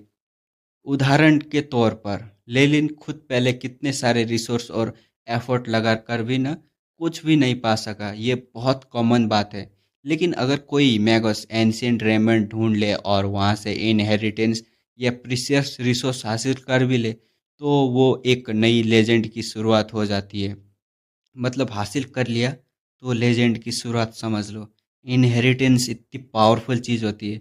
खतरों के बावजूद ये रेमेंट मैगस को ना आकर्षित करते हैं। ऑफिशियल मैगस बनने की नॉलेज पर जो रेस्ट्रिक्शन लगाई गई थी वो एग्रीमेंट के बाद की बात है, इसलिए एग्रीमेंट से पहले की रेमेंट में ऑफिशियल मैगस एडवांसमेंट की इंफॉर्मेशन होने की बहुत संभावना होती है। मतलब समझ जाओ, ये कहना चाह रहा कि ऑफिशियल मैगस जो है ना, इन लोगों ने बहुत बाद में ये रूल लाया है कि एग्रीमेंट बनाया है कि हम लोग ऐसा करेंगे, सबको बनने नहीं देंगे, उन लोगों को स्ट्रिक्टली फॉलो करना पड़ेगा। और उन लोगों को प्रॉमिस रोमिस करना पड़ेगा, शपथ लेना पड़ेगा, ओथ लेना पड़ेगा। लेकिन उससे पहले के मैगोस जो है ना मरे हुए, उन लोग के इनहेरिटेंस में ना ये जो वो है ना एडवांसमेंट टेक्निक, जो इंफॉर्मेशन एडवांस करने का, वो हो सकता है, बहुत ज़्यादा संभावना होता है। इसी वजह से ना कुछ गिल्ड और गाइडलेस ऑफिशियल मैगस पैदा होते हैं। लेनिन की इंजरीज से पता चला कि डोरोटी भी ना ऑफिस, मतलब इंक्वायरीज को इंजरी बोल रहा हूँ यार मैं। ऑफिशियल मैगस तभी भी बना जा सकता है जब एंड जो है ना इनहेरिटेंस मिलने के बाद भी बना सकता है। और डोरोटी भी सेम केस का है, उसको भी ना इसी वजह से ना वो ऑफिशियल मैगस बन पाया था। उसको भी कुछ ना कुछ रेमेंट मिले थे, और ये उसको ये रेमेंट के बारे में ना जानना चाहता था अपना लेनिन। उसके एडवेंचर के दौरान एडवांसमेंट के रिलेटेड ना इंफॉर्मेशन का टुकड़ा मिला था उसको, पूरा इनहेरिटेंस भी नहीं मिला है। डोरोटी को थोड़ा सा टुकड़ा मिला है। हालांकि उस इंफॉर्मेशन में ना ओरिजिनल का ना 60% से ज़्यादा मिसिंग था, मतलब 40% ही मिला है। और सिर्फ उसी एक भरोसे की वजह से वो मैगस बनना ना बन पाया था। लेकिन अभी जो है वो मैगस बनना ना नामुमकिन है, वो 40% है। फिर भी ना वो इन्फॉर्मेशन ना एकदम बेहद प्रीसियस है। लेकिन अभी सिर्फ ना लेवल 3 एक्लोइटी है। मैगस बनने से पहले वो नहीं जानता कि डोरोटी की नज़र में उसकी कितनी इम्पोर्टेंस जो है वो है। और क्या वो इतनी इम्पोर्टेंट चीज़ को ना ट्रांजैक्शन कर पाएगा, मतलब एक्सचेंज कर पाएगा। इसलिए ये इंफॉर्मेशन हासिल करने के लिए उसको क्रॉफ्ट की ना मदद लेनी पड़ेगी और जानना पड़ेगा। मतलब वो डायरेक्टली जाके तो नहीं मांग सकता ना, इसलिए क्रॉफ्ट तो मैगस है, और मैगस के बीच में, दोनों मैगस के बीच में तो डील हो सकता है। लेलिन ने कहा, ठीक है, लेकिन आप जानते हैं कि ऑफिशियल में उस एडवांसमेंट की इंफॉर्मेशन कितनी रेयर है। आप इसके बदले में क्या देना चाहते हैं? मतलब अपना जो है वो क्रॉफ्ट वो बोल रहा था, आगे बोलता है क्रॉफ्ट, हालांकि ये इंफॉर्मेशन बहुत वैल्यूएबल है, लेकिन ये सिंगल यूज रिकॉर्ड से अलग है। मुझे विश्वास है कि प्रोफेसर टोरटी इससे संतुष्ट होंगे। लेलिन मुस्कुराता है और एक भारी बैग क्रॉफ्ट के हाथ में थमा देता है। इसके अलावा इस इंफॉर्मेशन को पाने के बाद प्रोफेसर आप भी इसका एक कॉपी रख सकते हैं। मतलब जो वो देगा डोरोटी, उसका एक कॉपी क्रॉफ्ट भी रख सकता है। क्रॉफ्ट ने एकदम सिर्फ ना आईब्रो ना उठाए, कुछ नहीं कहा उसने। लेकिन जब उसने बैग खोला तो वो भी ना एकदम शॉक हो गया था। वो ओल्ड बैग को ना बोन्स डोरोटी के साथ आप, क्रॉफ्ट ने जब बैग खोला ना तो उसने कहा, जो वो ओल्ड बोन है ना डोरोटी, शायद वो आपको रिजेक्ट नहीं कर पाएगा। मतलब ऐसा खास चीज क्या रखा होगा ऐसा रेयर? लेलिन मुस्कुराता है। उस बैग में सिर्फ बहुत सारे मैजिक क्रिस्टल और प्रीशियस इंग्रेडिएंट ही नहीं थे, बल्कि एक फ्लावरिशिंग फ्लावर भी था। और ये फ्लावरिशिंग फ्लावर जो है वो क्या काम करता है? ये इंग्रेडिएंट जो है बेहद मुश्किल से मिलता है और ब्रोकन लिम्स वाले मैजिशियन के लिए रीजेनरेटिव एबिलिटी रखता है। मतलब उसके लिए एकदम फायदे का सौदा है। फ्लोरिशिंग फ्लावर को ना हासिल करने के लिए बहुत जगह जाना पड़ता है, बहुत वेंचफुल स्प्रिट होने चाहिए। रोजाना एकदम मरे हुए लोग को ना ब्लड पानी की तरह डालकर उसे उगाया जाता है। मतलब खून डाल के उसको उगाना पड़ता है। एफबीएस बोन फॉरेस्ट एकेडमी भी ना ये इंग्रेडिएंट, इसको ना यहाँ पर भी ना ये कॉमन नहीं था, क्योंकि आर्टिफिशियल स्प्रिट की ब्रीडिंग में ऑफिशियल जो एफबीएस बोन फॉरेस्ट एकेडमी का रिसर्च है ना, लेलिन के ए चिप की मदद से किए गए रिसर्च के सामने ना कम पड़ता था। मतलब कितना ऊपर उठ चुका है अपना लेनिन। उसका रिसर्च जो है वो एफपीएस बोन फॉरेस्ट एकेडमी का पूरा रिसर्च मिला के भी ना उसको कम पड़ रहा है। मतलब इतने कम सालों में उसने कितना हासिल कर लिया है। और फ्लावरिशिंग फ्लावर का समझो भाई, उसको तो ना वेंचफुल स्पिरिट भी चाहिए बहुत सारे, और खून भी चाहिए उसको उगाने के लिए। अगर रिकॉल न्यूज़ ना आती तो लेलिन अपना ना नर्चरिंग एक्सपेरिमेंट पूरा कर चुका होता। ये फ्लावरिशिंग फ्लावर उसी एक्सपेरिमेंट लैब का ना बाई प्रोडक्ट था। डोरोटी जेडन के आम को ना रीजेनरेट करने के लिए मटेरियल ढूंढ रहा है। मतलब अभी उसके लिए फायदे का सौदा है। उसको चाहिए रीजेनरेटिव करने वाला, और फ्लावरिशिंग फ्लावर जो है वो यही काम करता है। ये मटेरियल डोरोटी के लिए ना एकदम परफेक्ट है। लेलिन जानता था कि इतना प्रीशियस मटेरियल देना रिस्की है। पहले वॉइड फ्लावर बनाने के बाद अब फ्लावरिशिंग फ्लावर बनाना, इसे ना सस्पिशियस हो जाएगा वो, और सब लोग शक करने लगेंगे। लेकिन डोरोटी से फेवर लेने के लिए फ्लावरिशिंग फ्लावर तो देना ही जरूरी था। सौभाग्य से ये आइटम रेयर था। मैगस वर्ल्ड में कई उदाहरण हैं जहां फ्रस्ट्रेटेड और एकदम एक्लोइटी एंशियंट रेमेंट में ना एकदम से ना होकर ना, मतलब जो एक्लोइटी लोग हैं ना, रेमेंट पाकर इतने बड़े बड़े हो गए, इतने पावरफुल हो गए वो लोग हासिल करके, कि वो लोग ना एक एक रीजन का ओवरलोड भी बन चुके हैं इनहेरिटेंस पाकर। उनकी तुलना में लेलिन की लक एवरेज ही है। 3 दिन बार का दिखाया जाता है लेबोरेटरी में। आखिरकार लेलिन की इच्छा पूरी हुई है, और अब वो उसके हाथ में है वो इन्फॉर्मेशन जो डोरोटी ने दिया है। मतलब उससे ना वो भी हो गया, बात भी हो गया, सामान भी मिल गया। क्रॉफ्ट हंसते हुए कहता है, उसके हाथ में ना ब्राउन जो ब्रांडेड स्वॉर्डमैन का ऐसा कुछ लिखा हुआ था।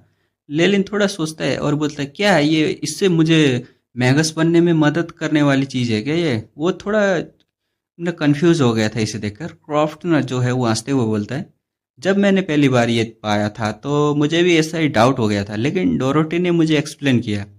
लेलिन, मैगस वो लोग हैं जिनके पास मिस्टीरियस पावर है। प्राचीन काल में जिनके पास ग्रेट पावर होती थी उन्हें मैजिशियन कहा जाता था। और ब्रांडेड स्वॉर्डमैन एल्केमी और रूइंस के जरिए अपने शरीर के पर मैजिक स्पेल इंफॉर्मेशन ब्रांड करते हैं, जिससे उन्हें पावर मिलती है। ये एंशियंट मैगस का एक छोटा डिवीजन है। क्रॉफ्ट ने लेलिन को समझाया और बोलता है, मैं देख रहा हूँ कि तुम नाइट हो, इसलिए तुम्हारे लिए ब्रांडेड स्वॉर्डमैन बनना बिल्कुल अच्छा रहेगा। लेलिन ने ना थोड़ा इंफॉर्मेशन पढ़ते हुए कहा, ब्रांडेड स्वॉर्डमैन फिजिकल स्ट्रेंथ का जो है वो ट्रेनिंग करना पड़ता है, उस पर ज़्यादा जोर देता है। रेगुलर प्रैक्टिस और ब्रांडिंग के जरिए नेचर एनर्जी को शरीर में स्टोर करना पड़ता है। क्रूशियल मोमेंट में एनर्जी एक्सप्लोजिव भी हो सकती है। लेलिन की आंखें चमकी और बोलता है, क्या ये नाइट जैसा लगता है, ये नाइट ही जैसा है ना? और अपना क्रॉफ्ट बोलता है, करेक्ट, तुमने बिल्कुल सही समझा। एंशियंट ब्रांडेड स्वॉर्डमैन की इनहेरिटेंस का एक कुछ हिस्सा वाइडली स्प्रेड हुआ। कुछ मॉडिफिकेशन है उसके बाद इसी रेगुलर ह्यूमन के लिए सुइटेबल बनाने, मतलब जो है वो जो ब्रांडेड स्वॉर्डमैन है उसी के मॉडिफाइड वर्जन है। अभी के नाइट जो हैं, ग्रैंड नाइट जो हैं, इसी का मॉडिफाइड वर्जन है। और नाइट और ग्रैंड नाइट को ना क्रिएशन हुआ था इसी की वजह से। मतलब कितना एंशियंट है, इसके जरिए जो ग्रैंड नाइट हैं आज के और नाइट बने हुए हैं। क्रॉफ्ट ने सर हिलाते हुए कहा था। लेनिन बोलता है, यानी ब्रांडेड स्वॉर्डमैन नाइट का एडवांस वर्जन है। लेकिन अफसोस की बात यह है कि इंफॉर्मेशन का ना 60% से ज़्यादा हिस्सा मिसिंग है। खासकर ब्रांडिंग और स्पेल फॉर्मेशन का सेटिंग वाला हिस्सा लगभग पूरा ही गायब है। बॉडी पर फोर्सली स्पेल जो है वो फॉर्मेशन ब्रांड करने की कोशिश करने से मैगस की मैजिक पावर में भी ना बहुत ज़्यादा खलबली हो जाती है। क्रॉफ्ट के चेहरे पर रिग्रेट दिखता है। बोलता है, प्राचीन काल में ब्रांडेड स्वॉर्डमैन और मैगस का कॉम्बिनेशन दूसरे वर्ल्ड के एनिमीज के लिए नाइटमेयर होता था। यहाँ पर दूसरा वर्ल्ड भी है क्या? दूसरा वर्ल्ड लिखा है, देखते हैं आगे। लेलिन ने फिर से बो किया। बोलता है, हालांकि ऐसा है, फिर भी मैं प्रोफेसर का बहुत बहुत आभारी हूँ। उसने ना आराम से बिना कुछ मतलब नाटक किए हुए ले लिया था। एक्सपेरिमेंट लैब से बाहर निकलते हुए लेलिन ने ब्रांडेड स्वॉर्डमैन की डिटेल वाली बुक को ना अपनी बाहों में दबा लिया था। हालांकि ये काफ़ी ना कम इंफॉर्मेशन थी, लेकिन उसके लिए एआई चिप की मदद से शायद इसके जरिए ना रिमेनिंग इंफॉर्मेशन जो है, बाकी इंफॉर्मेशन वो कंप्यूट कर सकता था, मतलब निकाल सकता था बाकी इंफॉर्मेशन भी। 40% तो है, डिकोड तो कर सकता है। ले ले लिन ने ना खुद को ना कंसोल किया और अचानक बेहतर महसूस करने लगा ये सब सोचकर। वो हमेशा कुछ बैकअप प्लान्स तैयार रखने का ना एकदम रखता है ना, वो पसंद करता है वो रखने में। जिथर माउंटेन प्लेस वाली एडवांस जो मेडिटेशन टेक्निक है ना, वो सिर्फ मिथ थी। रोमन की कुछ ब्रोकन पीसेस निकली थी, मतलब रोमन ने कुछ कहा होगा जिसकी ना प्रोबेबिलिटी है जो है वो जीरो है। अगर लेलिन ने ग्रेट मानकेस्टर स्नेक के ना लायर के पास वाली एक्सपेरिमेंट लैब में सिमिलर कंटेंट ना देखी होती तो वो शायद यहाँ के बारे में सोचता भी नहीं, यकीन नहीं करता। मतलब अभी यकीन कर रहा है वो। और भले ही डायलन गार्डन एग्जिस्ट करता हो, क्या वो ग्रेट मैगस सैलम की इनहेरिटेंस का पीस मिलने का चांस है वहाँ पर? अगर मिली भी तो क्या एडवांस मेडिटेशन टेक्निक लेलिन के लिए क्या सुइटेबल होगी? लेलिन अपनी लक पर ना इतना बड़ा बेट लगाने की हिम्मत नहीं कर पा रहा था। वो सोच रहा था, जाऊं कि नहीं जाऊं, जाऊं कि नहीं जाऊं। उसको डायलन गार्डन भी पता नहीं है वो, तो वो उसको भरोसा नहीं हो रहा था कि जाऊं कि नहीं जाऊं। उसके पास क्राइन वाटर का पोशन था और a chip rank 1 defence spell model जो है वो सिमुलेट कर रहा था। अब ब्रांडेड स्वॉर्डमैन की जो है वो एडवांस इंफॉर्मेशन भी मिल गई थी। ये सब मिलाकर कंप्लीट एडवांसमेंट इंफॉर्मेशन बना ली थी। मतलब अभी उसके पास सारा सामान है ऑफिशियल मैगस बनने का। फिर भी लेलिन ने डिसाइड कर लिया कि अगर जीथरबोन माउंटेन प्लेन्स में कुछ नहीं मिला तो वो ग्रेजुएशन अप्लाई कर देगा। फिर जो है साउथ कोस्ट के तट पर ना और भी रेमेंट ढूंढने की कोशिश करेगा। रेमेंट ढूंढेगा और हाई ग्रेड मेडिटेशन टेक्निक की इंफॉर्मेशन को ना हासिल करेगा। उसका अभी फ़िलहाल कोई सोचने का ये तरीका ही नहीं है कि वो ग्राइंड वाटर से ना अपने आप को ब्रेक थ्रू करे, उसके दिमाग में ही नहीं है। और आगे कहता है वो, अगर 50 साल की उम्र तक सुइटेबल मेडिटेशन टेक्निक नहीं मिली तो वो हाथ में ना मौजूद जो इन्फॉर्मेशन है वो फोर्सफुल्ली ना वो उससे ही फोर्सफुल्ली ना मैगस बन जाएगा। हालांकि फ्यूचर में एडवांसमेंट में ना डिफ़िकल्टी हो सकती है, लेकिन लेलिन ने सोचा कि अगर 15 साल की उम्र तक कोई होप ना दिखी तो स्ट्रीट बढ़ाकर आगे देखना ही बेहतर होगा। डोम की तरफ लौटते हुए रास्ते में हॉल में ना विक्की आ रही थी, लेकिन डोम के विशाल लेवल पर ना लेलिन अकेला रहता था। विक्की कुछ काम से आ रही थी, उन दोनों के बीच बात हुई तो होता है, लेकिन लेलिन ना आगे चला जाता है। दोनों तरफ के डल और लाइफलेस हॉल के देखकर लेलिन ने थोड़ा सांस लिया और बोलता है, कंसीलमेंट तो ठीक है, लोगों का आना जाना कम हो गया है, लेकिन ऐसी जगह रहना सच में एकदम बहुत डरावना है। अपने डॉर्म रूम में ब्राइट लैंप जलाकर अंदर घुसते ही लेलिन को बेहतर लगा।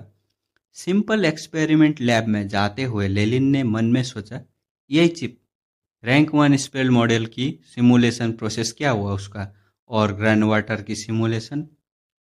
ये चिप कहता है, rank 1 defence spell model simulation process 14.3% हो गया है, एस्टिमेटेड टाइम है 765, मतलब 765 दिन और लगेंगे इसको सिमुलेशन होने में। रैंक 1 स्पेल मॉडल की सिमुलेशन में अनएक्सपेक्टली लॉन्ग टाइम लगा था, लेकिन लेलिन इससे न खुश था वो, इतना टाइम लगे तो भी। ग्राइंड वाटर फॉर्मूला कैलकुलेशन 5.32% हो गया था। Estimated ingredient fruit of 1000 eyed tree और fresh blood of giant tidal snake, मतलब इसको बनाने के लिए यही दोनों वो सामान लगते थे। और एस्टिमेटेड इफेक्ट जो था, एक्लोइटी की लाइफ फोर्स को ह्यूज कंजप्शन करके स्पिरिचुअल फोर्स बोटलनेक में पहुंचा देता था। लेलिन को आखिरकार समझ आया कि एकेडमी के लेवल 3 जो एक्लोइटी है उनको 20 साल के कम उम्र में न पोटेंशियल मैगस क्यों माना जाता था। मतलब यही था, ये लाइफ फोर्स को कंज्यूम करके स्पिरिचुअल फोर्स एकदम से बढ़ा देता था। Grind water life span consume करके ब्रेक थ्रू करने में एकदम मदद करता है। जितना यंग एक्लोइटी उतनी ज़्यादा लाइफ फोर्स होती है और कंज्यूम हो सकती है, इसलिए ब्रेक थ्रू की पॉसिबिलिटी जो है वो भी ज़्यादा हो जाती है। एजिंग बॉडी वाले जो, मतलब ज़्यादा बूढ़े जो एक्लोइटी होते हैं, उनको ग्राइंड वाटर से भी ब्रेक थ्रू नहीं कर पाते हैं, क्योंकि उनके शरीर में ना कंज्यूम करने लाइक लाइफ एनर्जी होती ही नहीं है, लाइफ फोर्स होती ही नहीं है, बचती ही नहीं है, तो किधर से कंज्यूम करेगा। लेलिन ने थोड़ी ना केयरफुल होते हुए सोचता, वो एकदम से केयरफुल होते हुए, पिछली सिचुएशन को बदलना पड़ेगा। हाई ग्रेड मेडिटेशन टेक्निक ढूंढने के काम आगे बढ़ाना होगा, और 50 साल तक वेट नहीं कर सकता, 30 साल तक की वेट हो सकता है। 30 साल की उम्र के बाद अगर कोई हाई ग्रेडेड मेडिटेशन टेक्निक नहीं मिली तो ब्रेक थ्रू ट्राई करना होगा। और रिजॉल्व तो पक्का है, रिजॉल्व जो है वो उसको पक्का करने के बाद लेलिन ने एक्सपेरिमेंट लैब को ना साफ किया और एंशियंट पोसिनरिंग को ना स्क्रॉल करने लगा। एंशियंट जो पोसिनरिंग का बुक था ना उसको स्क्रॉल करता है। चलो, ये चैप्टर इधर ही ख़त्म करते हैं, देखते हैं आगे क्या होगा। तब तक के लिए बाय बाय।